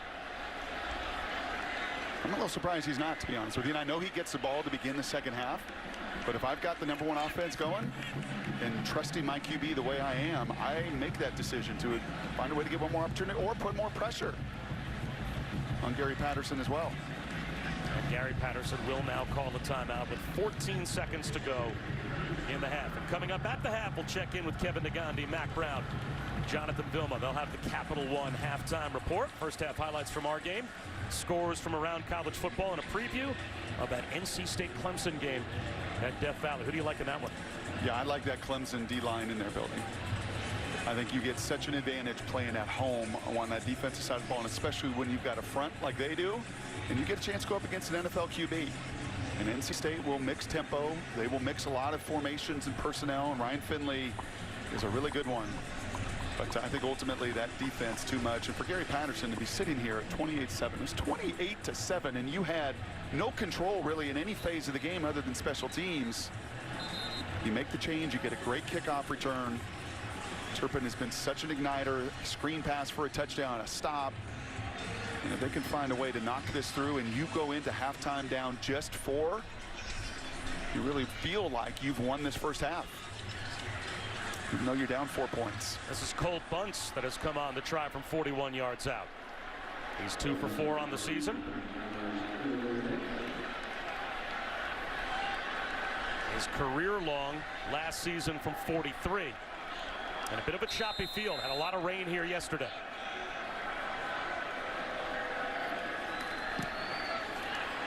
Plenty of leg, plenty of accuracy. Well managed by TCU. 9 seconds on the clock. They get 3 and make it a 4-point game. Yeah, I think I take that timeout. And I think he's going to say we get the ball to begin the second half. It was a little choppy for us at the end of the first half. You know, a bunch of self-inflicted penalties and some mistakes to clean up. And Gary Patterson has got to like what his group has done here to rally in the second quarter. How much of the last 2 possessions, though, as choppy as they were for his offense, may have been going through Lincoln Riley's mind? I don't want to put my offense back out there again until I have a chance to maybe settle them down at halftime. Yeah, that's not good enough for me with his O-line. Maybe if you got an O-line that isn't handling things and you're in a tough environment and everything else, you got a quarterback that you trusted on 4th and 1 to go up and change the call and get to yet another touchdown for you. 40-some seconds there. I would have wanted to return with all the speed I got in that phase of the game as well. An O-line and a QB that I trust immensely. Just a little surprised. I agree with you. I think you keep your foot on the gas pedal if you've got the #1 offense, arguably in college football, not just in the Big 12. Squib kick to try and keep it away from Brown. And Sutton. How about the impact Michael Collins has made since coming off the bench? Not even earth-shattering, right? I mean, this was a nice little out route off play action. Everything has been in front of him. A tunnel screen. There's no better feeling than quarterback to throw a 2-yard pass and watch your speedster take it the other 40 yards. And this was well thrown. This is your best player, Rager, in a one-on-one situation where he wins. Both of those, having played the position, those are not difficult. You know, they're like 3-foot putts that are just straight, but you know you got to execute it, maybe 4 foot. And then when you just see it go in, it just feels better and better. And then you think every putt is going to go in. And I think it's even more important beyond Michael Collins is just what it's done to this group here, what it's done to all phases of the game, into a building that at 28-7 felt desperate, felt lost, and now feels alive.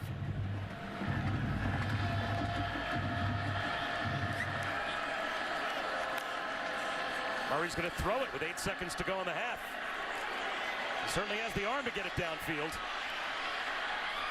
And now he'll just throw it away and go to halftime with Oklahoma starting the 3rd quarter with the ball. The backup quarterback making an impact. Michael Collins pulling TCU within 4 after the break. It's the Capital One halftime report.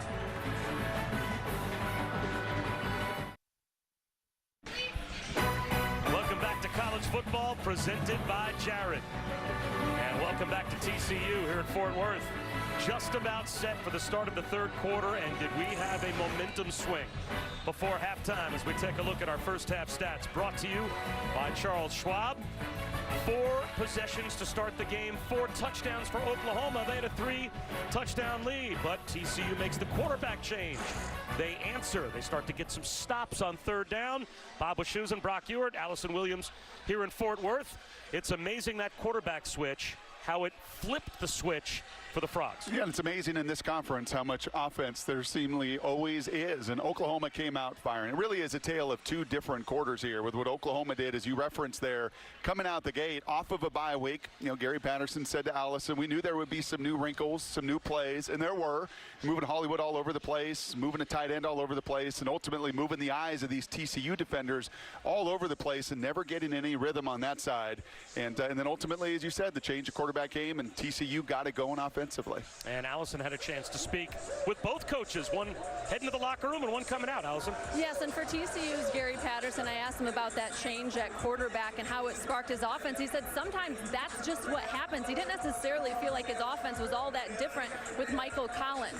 Now, for Oklahoma, they also had to deal with that quarterback change defensively, and while the momentum did shift at that point during the game, Lincoln Riley said it wasn't because of change at quarterback, it was because penalties. He said that's really allowed TCU to get back in this ball game. We have to clean some things up on our end in the second half. And he's right. There was a illegal motion, 2 guys not set. The big tackle, Cody Ford, was just too deep, too offset. That negated a 3rd and 15 conversion, and got to clean up the pre-snap penalties if you're Oklahoma. Let's take a look at our Pacific Life game summary. And it started early and often for the Oklahoma offense. 287 yards of total offense in the first half. Yeah, I think these 4 touchdown drives, he averaged over 10 yards a play, and it was just so easy. There was so much green grass. What a tremendous call. That was a 4th and 1 call. You get the option off of the end, and then a great blocking down the field. And you're right, Michael Collins comes in, run a little tunnel screen. Just amazing. You could have made that same call with the other quarterback, but just everybody blocks a little harder. Jalen Reagor with a tremendous fade route, a one-on-one situation. He wins. Special teams, he dominated with a kickoff return touchdown. Because of all of that, we're sitting here in a 4-point game. Yeah, the unsung hero is Kavonte Turpin because he changed this game. The kickoff return for the touchdown kept TCU in it, and he gave them the short field a couple of times with other returns. And they'll run right into the heart of the TCU defensive front with Kennedy Brooks to start off the second half for 2. And that's L.J. Collier just crashing down. It was being pretty good. It was Gary Patterson, sore throat and all, telling Allison what change we tackled. Irawala was tackling. Guys out of the secondary were tackling. Banagoo with a tremendous play on a 3rd down swing route. Takes everybody, and you better tackle well in space against the #1 offense in this league. Murray over the middle.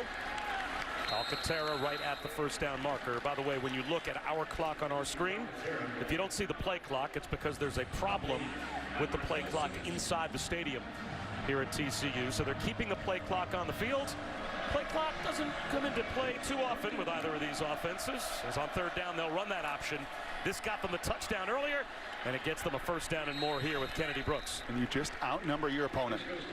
Right? It's the essence of option football. You just want to get a 2-on-1 somewhere and have, more offensive players than you do defensive players. And by the way, that shockingly was the first 3rd down conversion of the game for the Sooners.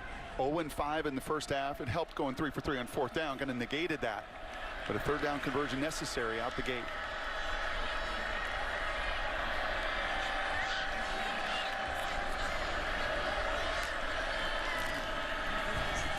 Brooks again.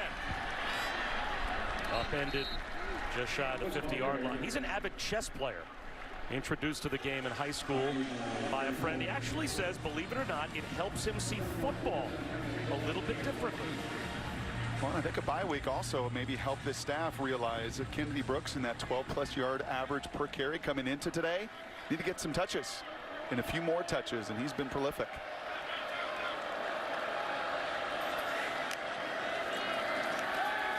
Kyler Murray finds Brooks in the flat, right at the line to gain. And they'll say without measurement that is a 1st down for OU.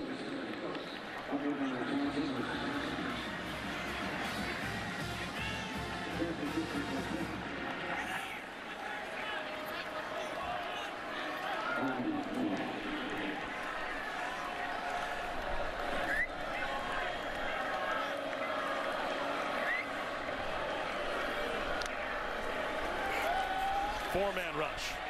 Murray being chased. Floats one to the sideline, looking for C.D. Lamb. Drops it in for a first down. We saw this earlier. First touchdown of the game, in fact, was a play that Murray breaks contain, and this takes two. This was out on the playground. That's a shallow cross that C.D. Lamb is so aware. Such a savvy player. Monster year, freshman All-American a year ago. And that is, I'm not just going to stay on my shallow route. This guy breaks contain, man. We're out on that playground. I put my arm up, and number one's going to find me.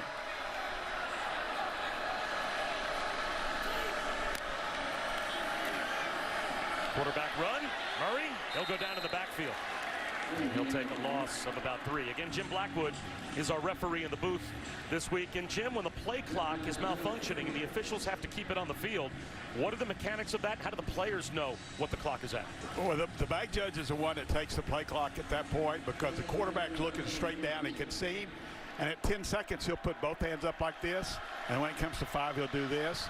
And then they know they just got 5 seconds. That's enough guidance for the quarterback then to know that the play clock is winding down. And those hands go above the head, both of them at 10, and then just one hand at 5. Should not be a terrible issue for these teams. C.D. Lamb wants to throw it on the end around, bottled up, and has to throw it away.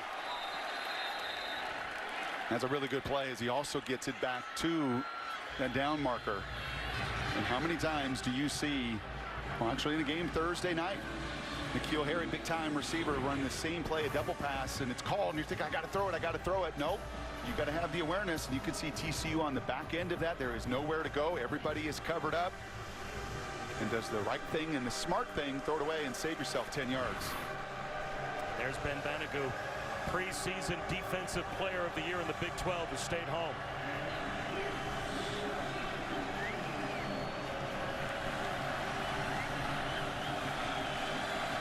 Awfully big play here, Bob. Awfully big play for both teams coming out of halftime. If you're TCU and can hold their field goal, and if Oklahoma can keep the pressure on.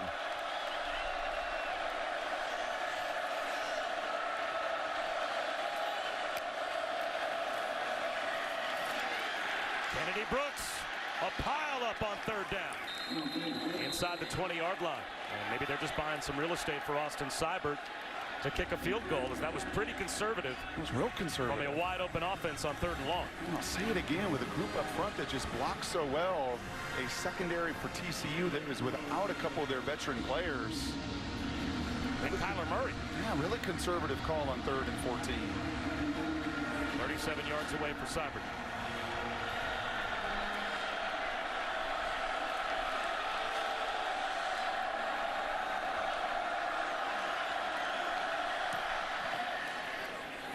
Back up to a touchdown lead for Oklahoma. 31-24. OU with 3 on the first drive of the second half. Kevontae Turpin has 2 of TCU's 3 touchdowns, and Brock, he is a big reason why they are in this game. There's no question about that. He was so dominant that first half in the special team, but this was tunnel screen. After a near pick 6 by Oklahoma, you come back with the screen and look at the big fellas out front. But the big plays today, we have seen them both in the run game and in the passing game. You have to have contributions down the field. And that time it was really a much maligned offensive line getting the opportunity to get out in front. And you give Mr. Turpin, like Hollywood on the other side or CD, any space, they're potent. A surprise onside kick, a squib that's covered up. Heads up by Jalen Austin to cover it up. Great field position for TCU now after we check in with Cassidy. Thanks, Bob. DirecTV, more for your college football thing. Michigan State wasn't a weather delay, but they're back in action now. Shea Patterson finds Nico Collins for the Wolverines' first passing TD against Sparty since 2011. Michigan up 7-0 in the second, guys. All right, Cassidy, thanks very much. So great field position for TCU at their own 45 after what may have been a surprise onside kick. And a handoff to Olanalua for a couple of yards as we check our Wrangler player spotlight. And they have continued to put Kevontae Turpin in the spotlight. Why not? Look at the amount of total yards, 216 of 266. A senior saying enough is enough. This offense has been stagnant the last couple weeks, just 17 points. Going to do it in the special teams phase, and even on that tunnel screen, the huge play offensively to really ignite this group and a young quarterback.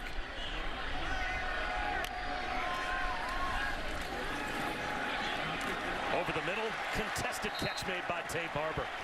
True freshman is able to take the hit, hold on, and pick up a first down. And that's Khalil Houghton. He's looking at it right in front of him at safety, and those are the plays that this group defensively, the collisions, they've got to make a step faster. Olanalua lowers his shoulders and powers his way for about 6 yards. You know, quickly back to the onside kick. How surprised are you that Oklahoma pushed that button and gave up this kind of field position? A little conservative on the third down call. Going back and looking at it, there may have been a chance for Murray to pull that ball. That option, that was a little power read option he gave and ultimately settled for the field goal. And that's a look that you spend 2 weeks of a bye week preparing for. Olanalua again. And what I mean by that is you've studied up TCU, you look at their return game, and he was trying to, it hit the ground, he's trying to get it up over that first wave and have his guys flying down to the second level and recovering it. But yeah, a very aggressive play after a fairly conservative third down call. And a very manageable third and short, exactly what you want to do with the backup that you inserted in this game that changed this game.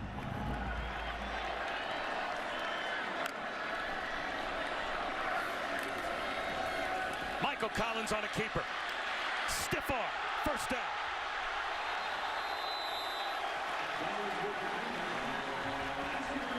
He was a lead rusher in that first half. And you don't have to be a 4-4 guy. You have to be willing to read, and then more importantly, you can see the undersized true freshman there. He gets the palm, does Brendan. Rayleigh Hiles, number 44, the true freshman. And frankly, he had one of the biggest non-plays of that first half. He makes a pick 6 on a screen pass. We may be never even looking at any of this as you see a Wildcat formation. Olanalua set to take the direct snap. Bobbles it and throws the timing of the play completely off. And he gets thrown down behind the line, a loss of 3. Mark Jackson made the stop for Oklahoma. It was actually a great catch. That was a really difficult catch, especially for a running back that is never in this alignment. You've repped this play. This is obviously in the plan, something you like. And he has to stick a paw out. Otherwise, that thing could have been 10, 15 yards behind you.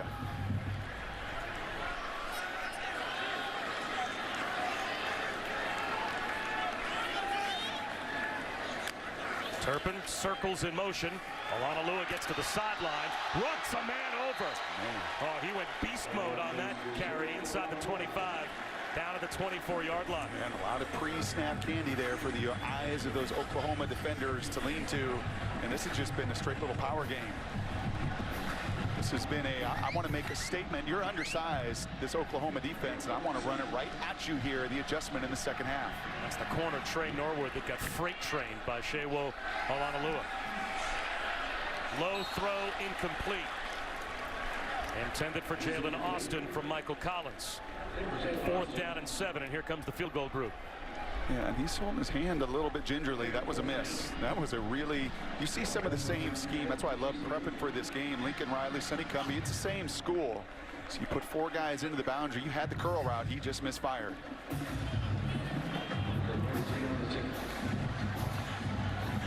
Cole Bunce from 41.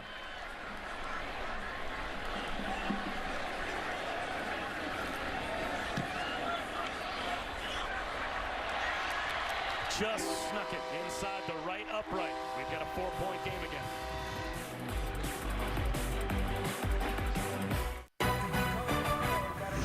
College football, presented by Jared on ABC, is brought to you by Ford. Built Ford proud. And Wendy's. Get Wendy's delivered right to your door with DoorDash. Enjoy no delivery fee during game day all season long. We have a little bit of everything to do with that Wendy's tailgate tour on game day here at TCU. A little virtual reality, take a picture with a big burger, and a big field goal for TCU, 31-27 now. Oklahoma's got the lead. Bob Shoes and Brock Ewart, Allison Williams. This is called 2 routes, either a hello route or a jumping jack route, whatever you want. This was a 3rd down miss. And look at Kavonte Turpin. Sidelines really reacted because for the first time, he is wide open on 3rd down. And it's hello because, hello, I'm wide open. Hello. Through the back of the end zone. On the kick, Well, tonight on ESPN, the marquee matchup of the night. James Harden, CP3 and the Rockets taking on LeBron and the Lakers. In LeBron's home opener as a Laker. Our coverage starts with NBA Countdown at 10 Eastern, 7 Pacific, both live on ESPN and the ESPN app, so you can watch anywhere. And rumor is he's pretty good. Oh, when did he go to the Lakers? You missed that? No, but I kind of like Showtime there. And he's right, man. He is a winner and going to bring that winning mindset to an organization that they were used to it for decades, but on hard times. Yeah, we'll see. Handoff to Trey Sermon. He picks up a couple. Those were just tackles you were not making in the first half. Ridwan Sahaku there flying in. Right, we just didn't see anybody. You're catching everything. You're constantly playing from behind defensively in that first half. And that may not look like a lot, but the difference of 2nd and 8, just a 2-yard gain, starts to set up what you want to do defensively. Look at all the check with me with all those defenders on the field as well. Play action. Murray out of the pocket and slides. Good coverage downfield for TCU, forcing the scramble from Kyler Murray and forcing another 3rd down. Yeah, this is really close. I'm a little surprised you don't see a penalty at the end of this. QB clearly gives himself up. No, big fella does his part. You see Corey Bethel right there. Bethley, he actually slides. He doesn't land with 300 pounds on the quarterback. I think that's a right no call.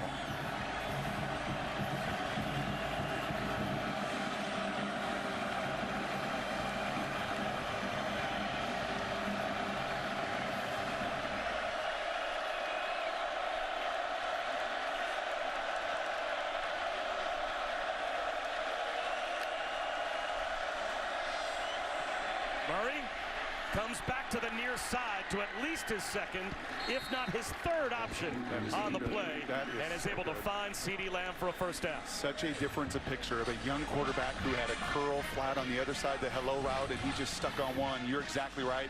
He's looking all the way to the right. He comes back across the field, and it's the ball positioning. It can be dangerous to look to one side of the field and come back. You have to have a lane, and then you better have perfect ball precision, exactly what Kyler has on a huge 3rd down conversion. Again, the play clock still being kept by the back judge on the field.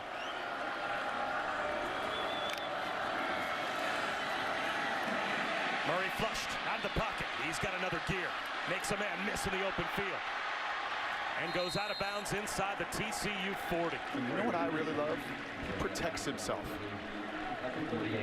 You show your toughness as a quarterback by being available and being durable. And I think Russell Wilson, the best in the game at doing it. Running, but will constantly protect himself. And that's the 3rd or 4th time. You know, we have seen him today just, you know, take a seat in the pocket, slide, avoid that contact as those guys are gunning for you. Smart.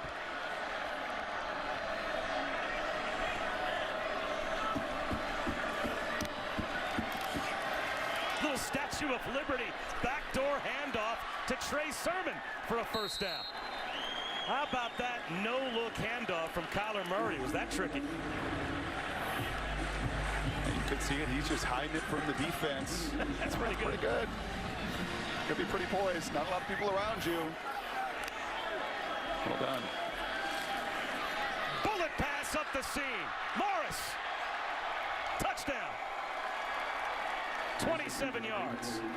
All he does is what? Score touchdowns. That's it. And Gary's thinking we had him 3rd and 8. I had him 3rd and 8. And that little guy has done what he's done all season long. He responds. He reads the entire field. He gets the 3rd down conversion, and he moved those chains. A tempo team needs to see those chains move. Those chains move, he scrambles, and then he throws a dart to the touchdown maker himself. At least 2 touchdowns passing in every game so far this year for Kyler Murray. That's his 3rd today. And Oklahoma back on top by 2 scores. Just perfectly timed. You throw that deep over, you got to throw it right over those linebackers on a line and let Mr. Morris do the rest.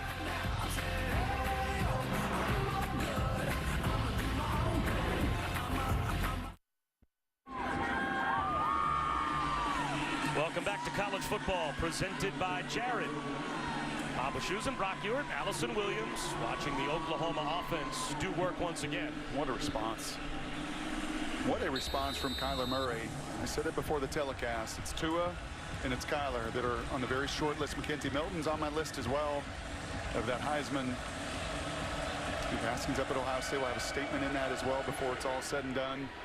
But what a response from your QB. Bringing it from the goal line, Mercado. Good return. And a tough return as his momentum was taking it back to the goal line. Still gets it out to the 33-yard line. Now, we've not talked an awful lot because we've been on the field a ton. We've had quarterback changes, huge plays in the special teams phase of it. Michael Collins is looking at a different defense today, and I think every Sooner fan went into this game and wondered, okay, what is it going to look like minus Mike Stoops? Ruffin McNeil now in charge. What kind of energy are we going to see? What kind of scheme difference are we going to see? I got to be honest, that last drive out of halftime, pretty disappointing. Just from a physical effort of getting run over. I thought they started with their hair on fire a bit, and they got to get back to that energy. Play action for Collins. Taking a shot down the sideline for Stevens. What a catch by John Stevens. Are you kidding me? He took it right off the helmet of Trey Brown. 47 yards. And it doesn't matter who is coordinating your defense. When you get one-on-one situations and your corner's out there on an island, they've got to make a play. And that's just an incredible, incredible effort from the freshman Stevens. Darius Anderson inside the 20-yard line for 4. I think somewhere Sloan, his sister, is jumping up and down. And does John control it? Sloan Stevens, tennis player. His sister, that ball moves, but I don't think it ever hits the ground. He controls. That's a catch, and what a big-time play from the true freshman. They want to get more and more involved. Talented family, as good a play as you're going to see. And that's why you can fire Mike Stoops, but your players on the field have to be the ones in one-on-one situations to execute. Little toss forward. Turpin reverses field. Nowhere to go. He's going to lose 4. Back outside the 20-yard line. Eventually, Kenneth Murray was there to bring him down as Murray and Bolton, they're the #1 tackle duo in all of college football. You can see the red zone, like a lot of these areas, have just been a challenge of finding those touchdowns, and a little too cute. Previous possession, play goes haywire. You're trying to do a wildcat, bad snap that time. Trying to be a little cute. I think you're getting after this Oklahoma defense by doing your traditional work. I don't know if you need those wrinkles, especially down in the red zone, an area of struggle.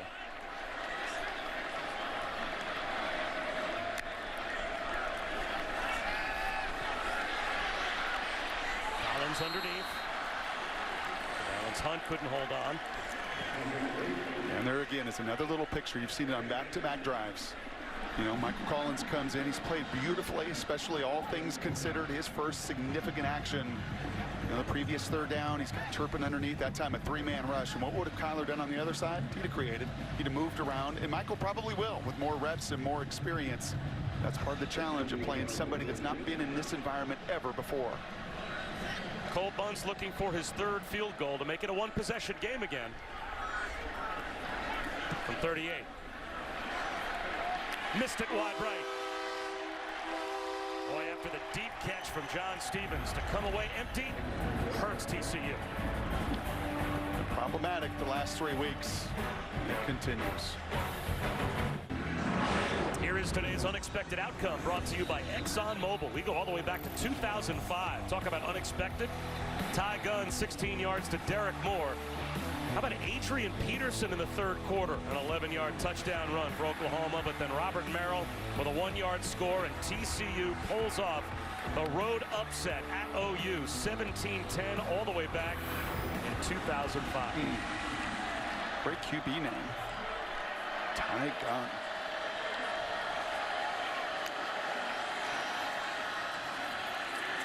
Kennedy Brooks down the sideline. Anagut trails him out of bounds, but not before Brooks gets across the 40 and picks up 22. Yeah, you add just another gear, and you've seen more of him today than you've seen at any point this season. Trey Sermon's gotten a lot of the carries, Sutton as well, but it's been a lot more, and I think that's reflective of a bye week, of some evaluation, of self-scouting towards the second half of the year, and just another half step faster for Mr. Brooks. Keeper.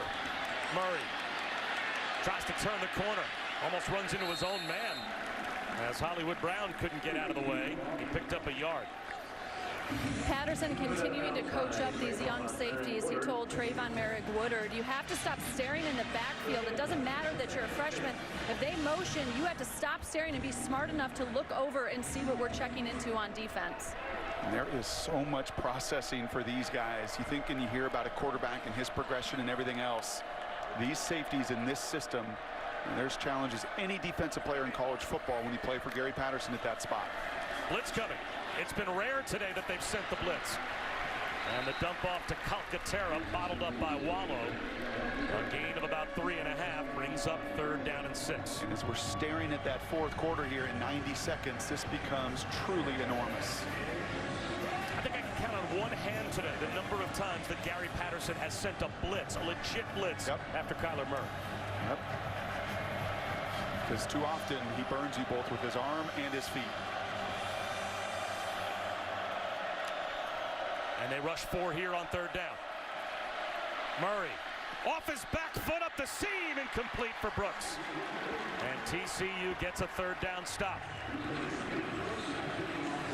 And that's the spot they want him. They want him to make that decision. That's also why they've not blitzed, Bob. They don't want him to move and get out, where he's so dangerous to scramble, but also has even more sight lines. They wanted him to play right behind that center as much as they possibly could, and that's a big, big 3rd down stop. So even if he is in the pocket and is unmolested, just because he's in the pocket, it's a win for TCU. Yes, those windows get a lot harder to see at 5'10".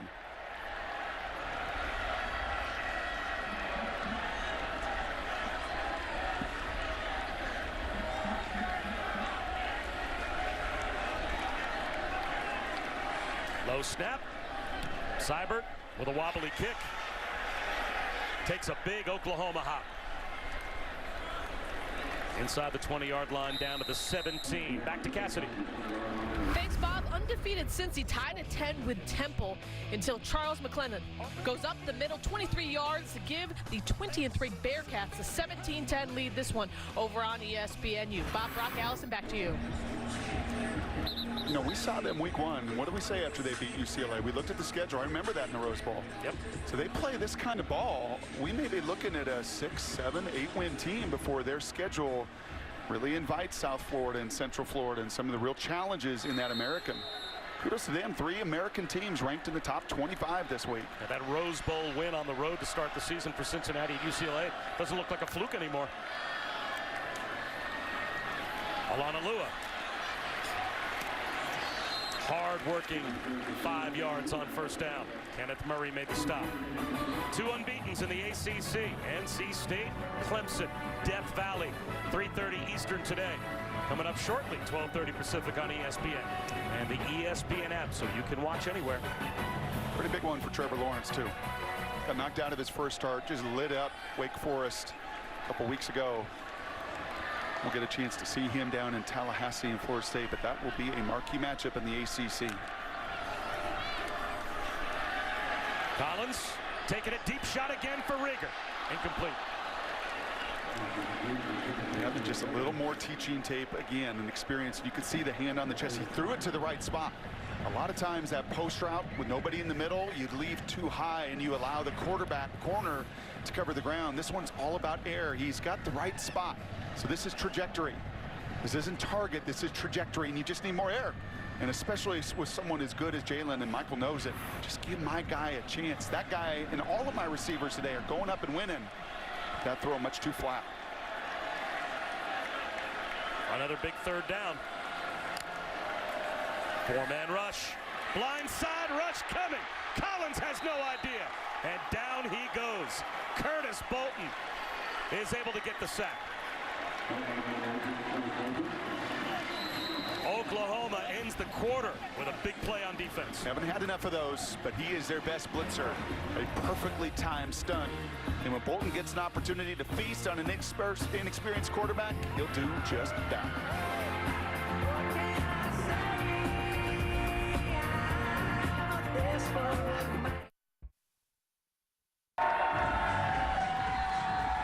Oklahoma gets a stop on 3rd down to end the 3rd quarter. Bob Wischusen alongside Brock Ewart. Allison Williams here in Fort Worth as well.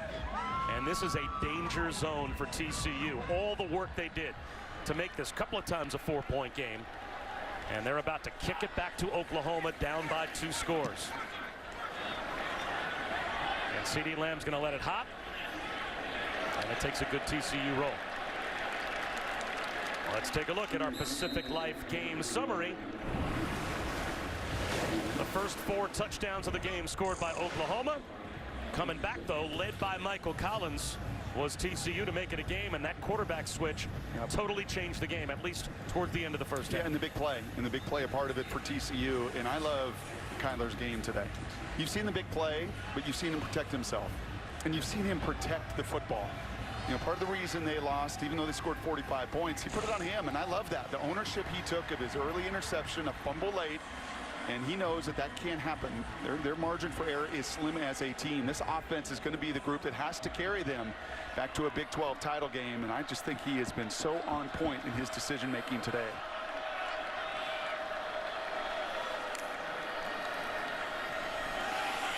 Run it with Brooks. He's down the sideline again. Another chunk run for Kennedy Brooks. He came into today with 192 rushing yards on the season. And that is so good from Drew Samia, the right guard. I just watched a TCU group not pick up a pass stunt. And when you're doing a little line stunt comes in, he mows him out of the way, and that is a lane that Allison on the field is running for 15 through. Even in her cowboy boots. 146 for Kennedy Brooks. And he'll try for more here. And he'll get 2 more. Brought down by Garrett Wallow. Now, we've seen Oklahoma Sooner offenses over the last few decades loaded, and I mean loaded with NFL dudes. But when they've been their best, it's when they've got some studs up front. It's not just a receiver and running back and quarterback. It has been all conference play. I think they're going to have 3 all-conference players. I think right tackle, right guard, left guard. Ford, Samia, Powers. I think all those guys are all conference, and Evans even left tackles pushing.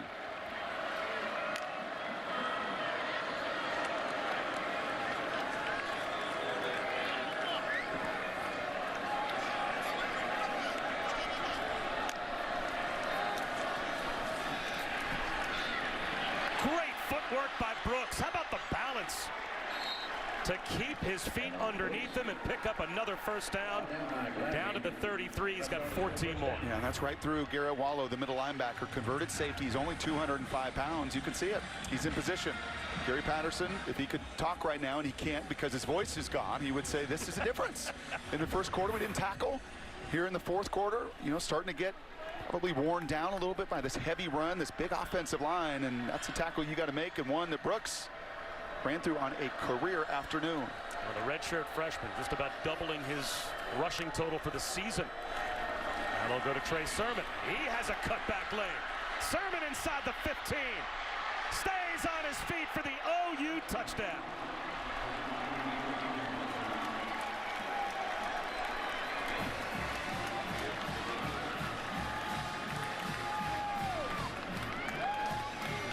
Statement drive by Oklahoma. Just keep it on the ground and wear out the TCU defense, and they just did. Yeah, they dominated the opening quarters of games, and then they finished. And even that shootout, down 3 touchdowns in the fourth quarter, made the comeback all the way back to ultimately lose by field goal, and Gary knows it. You know, he's looking at 2-8 against these guys in 10 matchups with them. Nobody has tested him and done that to his defenses. But when you run and throw it, hard to defend. Kennedy Brooks with 163 yards rushing. Sermon's got 88 and 2 touchdowns of his own. 302 on the ground for Oklahoma. They tried to sneak an extra point up there for TCU. The officials caught it, though. It's not 44-30. While we were away, they made the announcement, no, guys, let's get the score right. 45-27 Oklahoma. You ever find yourself at your kids' hoops games doing that? Just going over to that. Yeah, the high schoolers just kind of falling asleep and you're yelling at them, no, 2 points, my team. I just hit the button. Through the back of the end zone on the kick from Cyber. As we take a look at this week's college football rankings, brought to you by Northwestern Mutual. Notre Dame off, as is Texas and Georgia, but some very interesting games on the board. Ohio State, any sneaky challenge tonight at Purdue? Could be. Yeah, it could be. They're just so explosive in so many phases. They're hard to contain. Not surprised, Michigan and Michigan State in a rivalry game. We got to call that game a couple years ago, and that is going to be a slugfest, as will LSU and Mississippi State tonight. Incredibly physical affair down on the Bayou.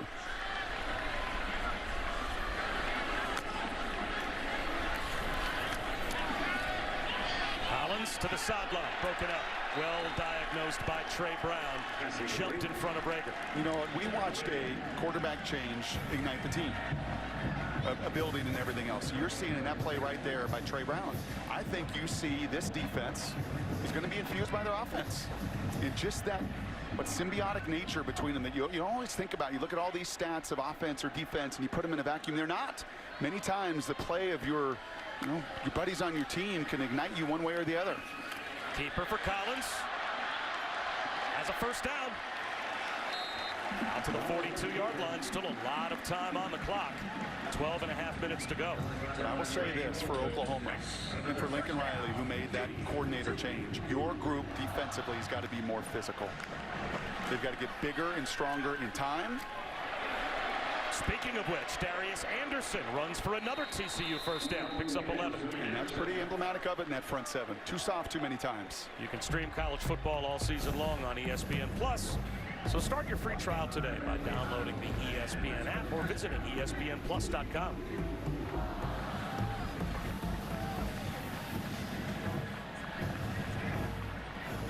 And I like these calls. And you've seen both coordinators who love to throw the ball. You've seen them really over the last 10 minutes of action do an awful lot of running.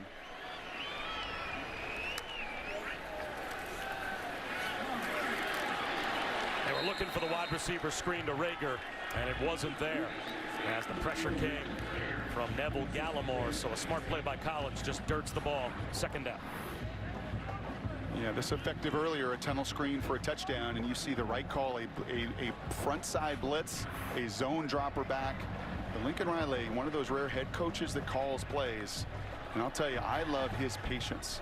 I love that he's got so many weapons, but in this game, when the game was really on the line, over the last 3 or 4 possessions, he's been willing to do this, run the football. Anderson makes it a manageable 3rd down and 3. And Sonny Cumbie doing the same, and both of them do it 100 times more than Papa Leach and Pullman, who just doesn't typically do that very much.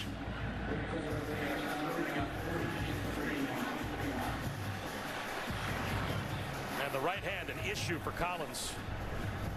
Wow. Yeah, that is a feel and pain issue. He's fighting through it. Although they'll try to run for it with Alanalua. And they've got another first down. Stop made by Kenneth Murray. But TCU has a chance to make this a 2-possession game again. Very important drive as we approach 11 minutes to go. They play with tempo. Alanalua tries to find some running room and picks up 2. And I think that is worth watching on the quarterback. I don't know. I can't say and look at the deep ball that he missed, but that totally affected it. But yeah, he knows it. And if it gets to a point, obviously, where you just don't get feel, your thumb, more on your thumb than necessarily, he's not looking to add any water to it. It's more your thumb is where your grip is, necessarily more than the padding of your thumb that is just ripped for him. But any of that can absolutely get in the way. And you see, that's uncomfortable. Any chance you could put a glove on it, as quarterbacks over the last 8 to 10 years or so seem to be more and more going to a glove on the throwing hand. I don't know if I'm giving high fives to my buddies. Yeah, I think Tom Brady probably the one in a playoff game that got a gash that required stitches and everything else and played through it. And this is one of the more significant factors to me on this defense too. Neville Gallimore, we've not called his name a ton, but he's one of the rare 330-pound guys that they've got in their defense, in that front, that just got to be more of a factor.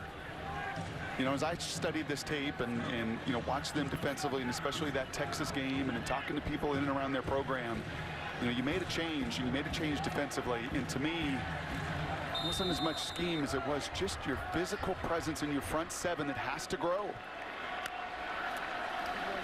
Play action. Collins Inaccurate throw. He had Tay Barber and led him a bit too far. 5 straight incompletions for Michael Collins.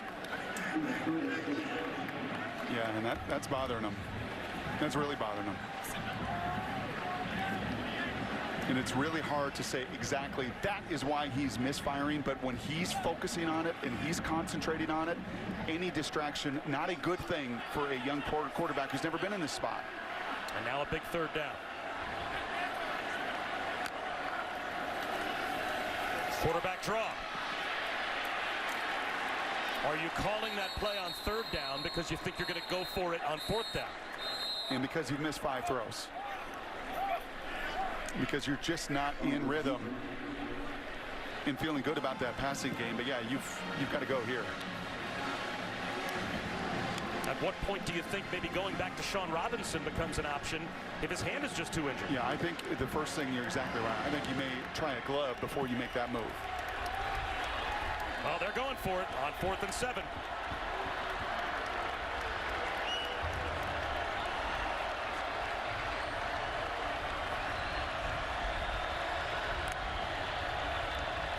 Three-man rush.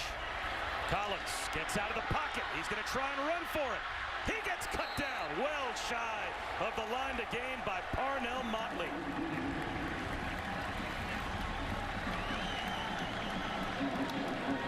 Oklahoma takes back over. Courageous effort from Michael Collins.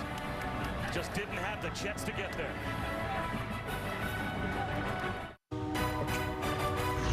College football on ABC is presented by Jared.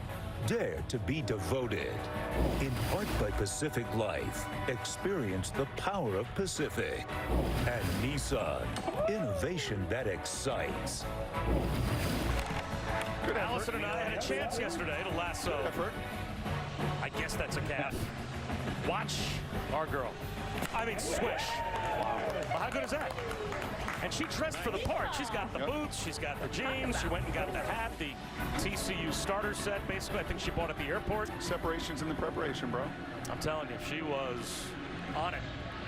Yeah. And speaking of on it, it's the medical staff trying to deal with the hand injury to Michael Collins on his throwing hand. As he has torn up that padding under his right thumb and has been inaccurate, seems, over the past couple of drives. Back to the offense for Kyler Murray. TCU has to get a stop on defense.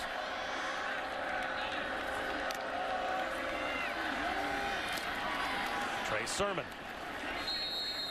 5 yards on 1st down. And there's your run again. All these fun weapons, and it's great to have toys, isn't it? But ultimately, you need the foundation, and the foundation of any great offense is the line of scrimmage.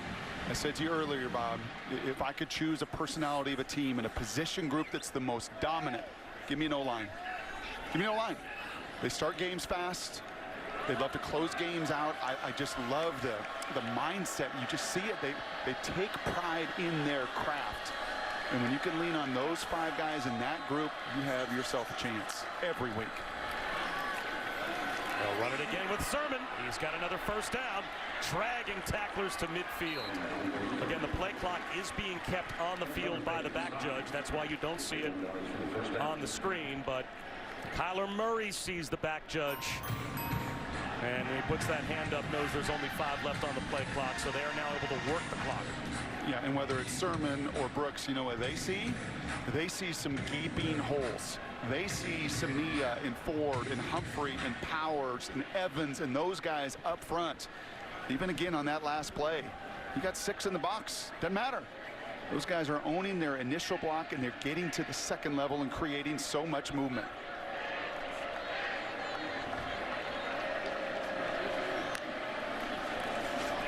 Trey Sermon. This time brought down right at the line of scrimmage, but he has 110 yards rushing to go along with the 163 by Kennedy Brooks, and Sermon's hurt.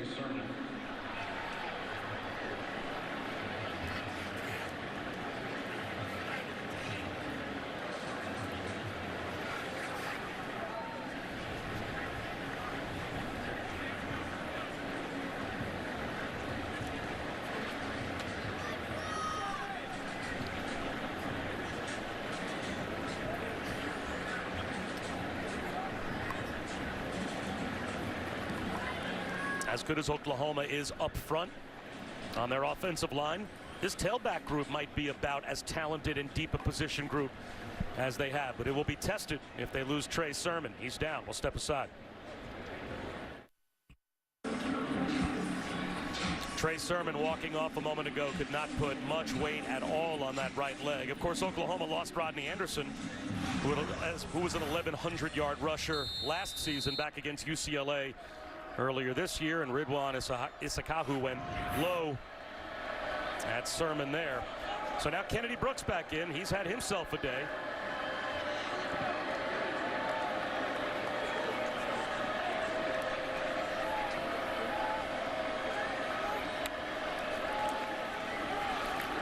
Brooks on second down from midfield, barely gets back to the line of scrimmage. Jawan Johnson made the stop, so a must third down stop here for TCU. How about 41 rushing attempts for the Sooners today? Here's Kyler Murray, here's Hollywood, here's all this speed and CD and everything else. But they know that if you're going to play two safeties and you're going to do all that you want to do, you're going to commit to running the football 41 times, 24 passes. That is it in Mr. Patterson and crew.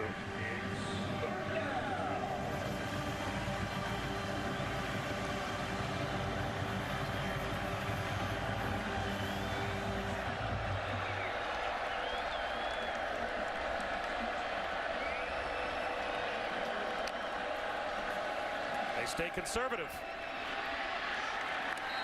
It'll be fourth down and at least 6, if not 7.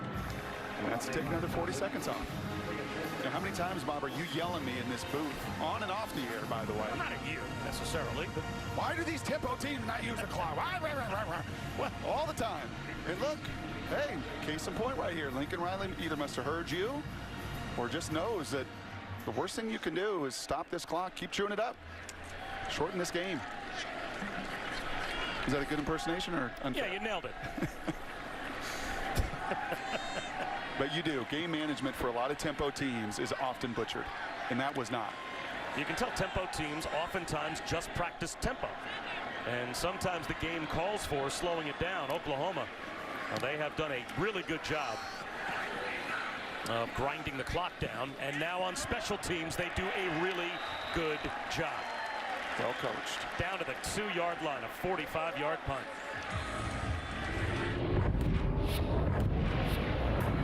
ESPN, home of the college football playoff.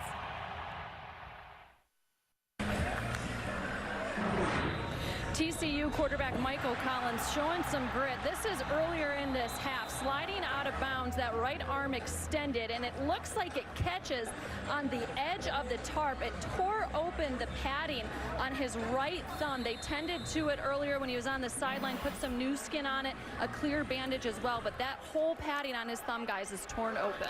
And he is trying to gut it out from the end zone here, throwing a stop and go down the sideline, underthrown and incomplete. Intended for Rager. Trey Brown was there. Yeah, and I think that is impacting him. That was a beautiful route. And I love getting your best players involved. It was actually a deep out, a throw. His first completion came in one of those out routes to the field, and that's one. And where that most affects you is just your grip. You just don't trust your grip to both rip it, and then on that one, that ball's got to be in there 50+ yards with the speed of Rager and just woefully underthrown. And he's missed on 6 straight.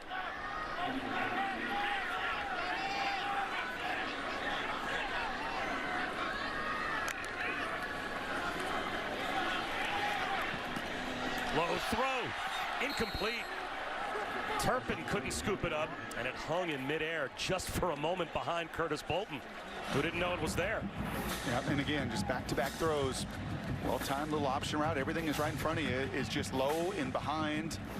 And the first one could have been 99. I mean, Rager has got a step. That one could have been a 99-yard touchdown pass.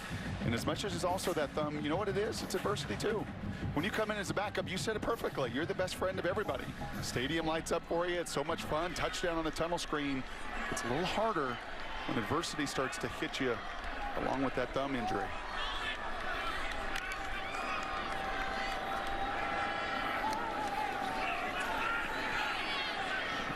Intercepted, picked off by Motley.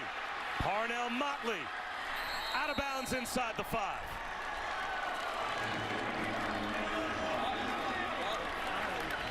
And a lot of purple shirts in this stadium just got up and started to head towards the exits. Kind of a similar concept there, a little option route. The first one you saw the misfire. This one he's expecting receiver to run. Receiver does the right thing. He settles down. He can feel the corner outside. Look, he settles it down, but the quarterback loses sight. He loses awareness and vision of everything around him. And Motley with just the 6th takeaway of the season for Oklahoma. But it comes at closing time. And for Michael Collins, more and more experiences to bank. A lot of them positive early. And obviously that one sends folks home. So a chance for Oklahoma to extend the lead. I formation with Kennedy Brooks.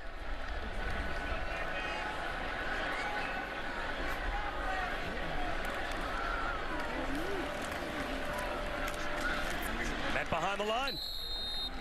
Got down to the 2-yard line. You know, you hear a lot of times, especially maybe even more so in baseball, the game speeds up on you. And I think for Sean Robinson, the normal starter here for TCU through the first half of this season, you saw that. You felt the weight of everything, the game speed. Now Michael Collins comes in, and when you're the backup that can do no wrong, stadium's cheering for you, you're not thinking about any of that stuff. And Kyler knows as a baseball player how games can speed up on you, and you just watch his game today. And as the moments get a little bigger, as a little adversity hits, you just see the field, man, everything around you starts to speed up and fly. And the game catching up a little bit to the inexperience of Collins. To the 1-yard line goes Brooks.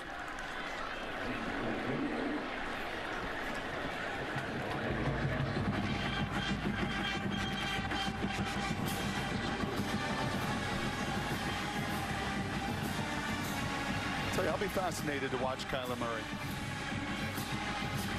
Just in the years to come as a top 10 baseball player, to do this and to make this game look so easy as a first-year starter, to fill the shoes of Baker Mayfield and everything he did for year after year after year. Count me as one that's going to watch him just competitively and athletically what he's going to do for the Oakland A's. Murray to the back of the end zone. Touchdown. It is Carson Meyer. And he holds on. Took a hit. As Banagou with some good sportsmanship for Kyler Murray, his 4th touchdown pass. Yep. Well timed, well conceived, and Banagou, that little arm around is, dude, you're just a baller. Is he limping, favoring a little bit as he's coming off the field? He's just a gamer. I mean, he's just a guy that has played so much ball in his life. Football and baseball and basketball. His dad was a stud quarterback at A&M. And you just know those guys, like Trace McSorley. You know, when Trace McSorley came on the scene, we said the same thing. He's just, the guy has just got game.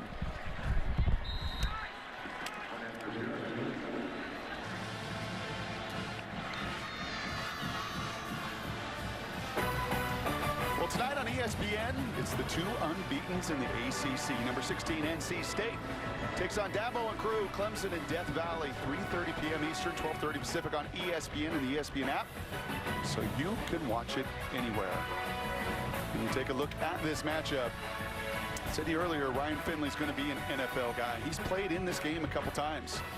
He's got something the quarterbacks today have not had, and that's a whole lot of experience. And Ryan has it. He also knows what he's up against a fearsome foursome. And everybody that's going to watch this tape in that Big 12 and every defensive coordinator's nightmare is that guy. In a O-line, in a run game. And we'll see with the injury to Trey Sermon. But I just don't know, game in and game out. Gary Patterson is good a play caller, as good a schemer defensively as you have. And I bet you he comes after this game and says, we didn't tackle well. Some of it was on us, but ultimately, in his heart of hearts, he knows that 52 against Kyler is not going to be uncommon this season.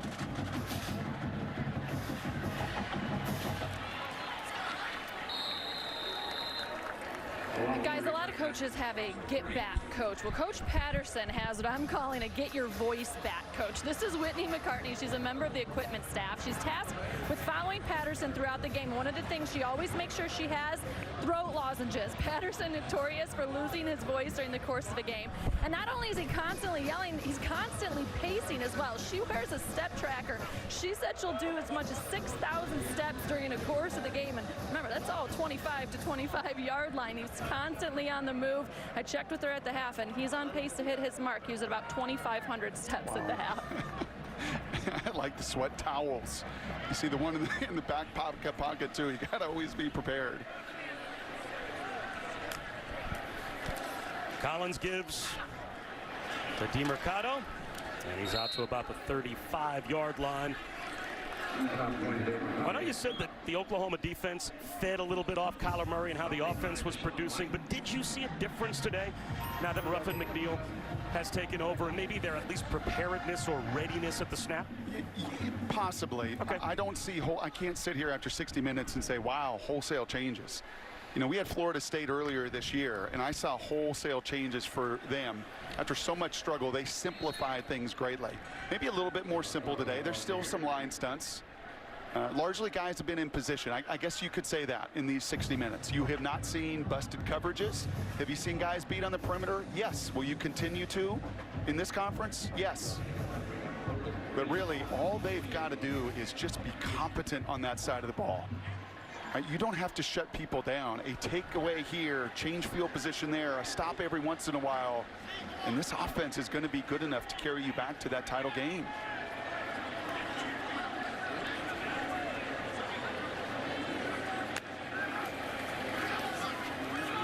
They run the option, the pitch out to DeMercado, and he is short of the first down by a yard. Khalil Houghton made the stop. And kick off your Week 7 Sunday NFL Countdown, 10 a.m. Eastern on ESPN tomorrow.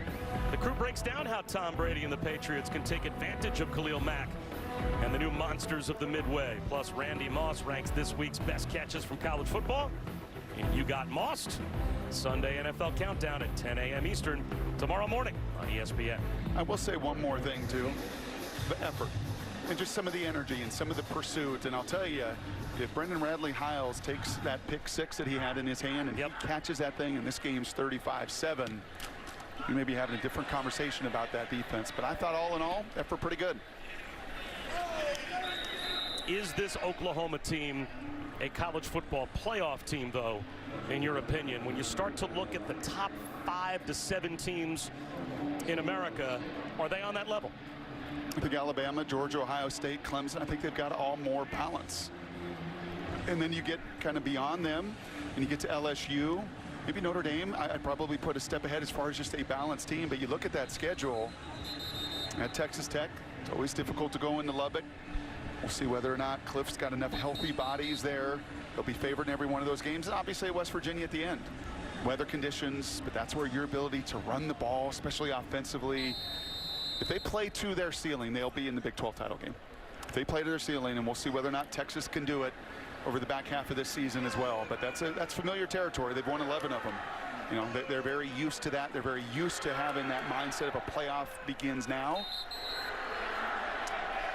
What I thought was interesting about the remaining schedule is our FPI has them at least 65% to win every individual game, but the same metric says they're only 20% to run the table and win them all. Sure. So it just goes to show you, you can be right now, at least on paper, a decided favorite against all the remaining opponents, but just because there's so much football to play, that same metric says you're a 1-in-5 shot just to win those games, and they have to win them. We know that. They're not making the college football playoff with another loss. And I think that's because those analytics and the algorithms look at just some of the defensive inefficiency and kind of look at those numbers and realize, you know, run the ball, play elite defense had been more than 20%, but that elite defense been the harder part.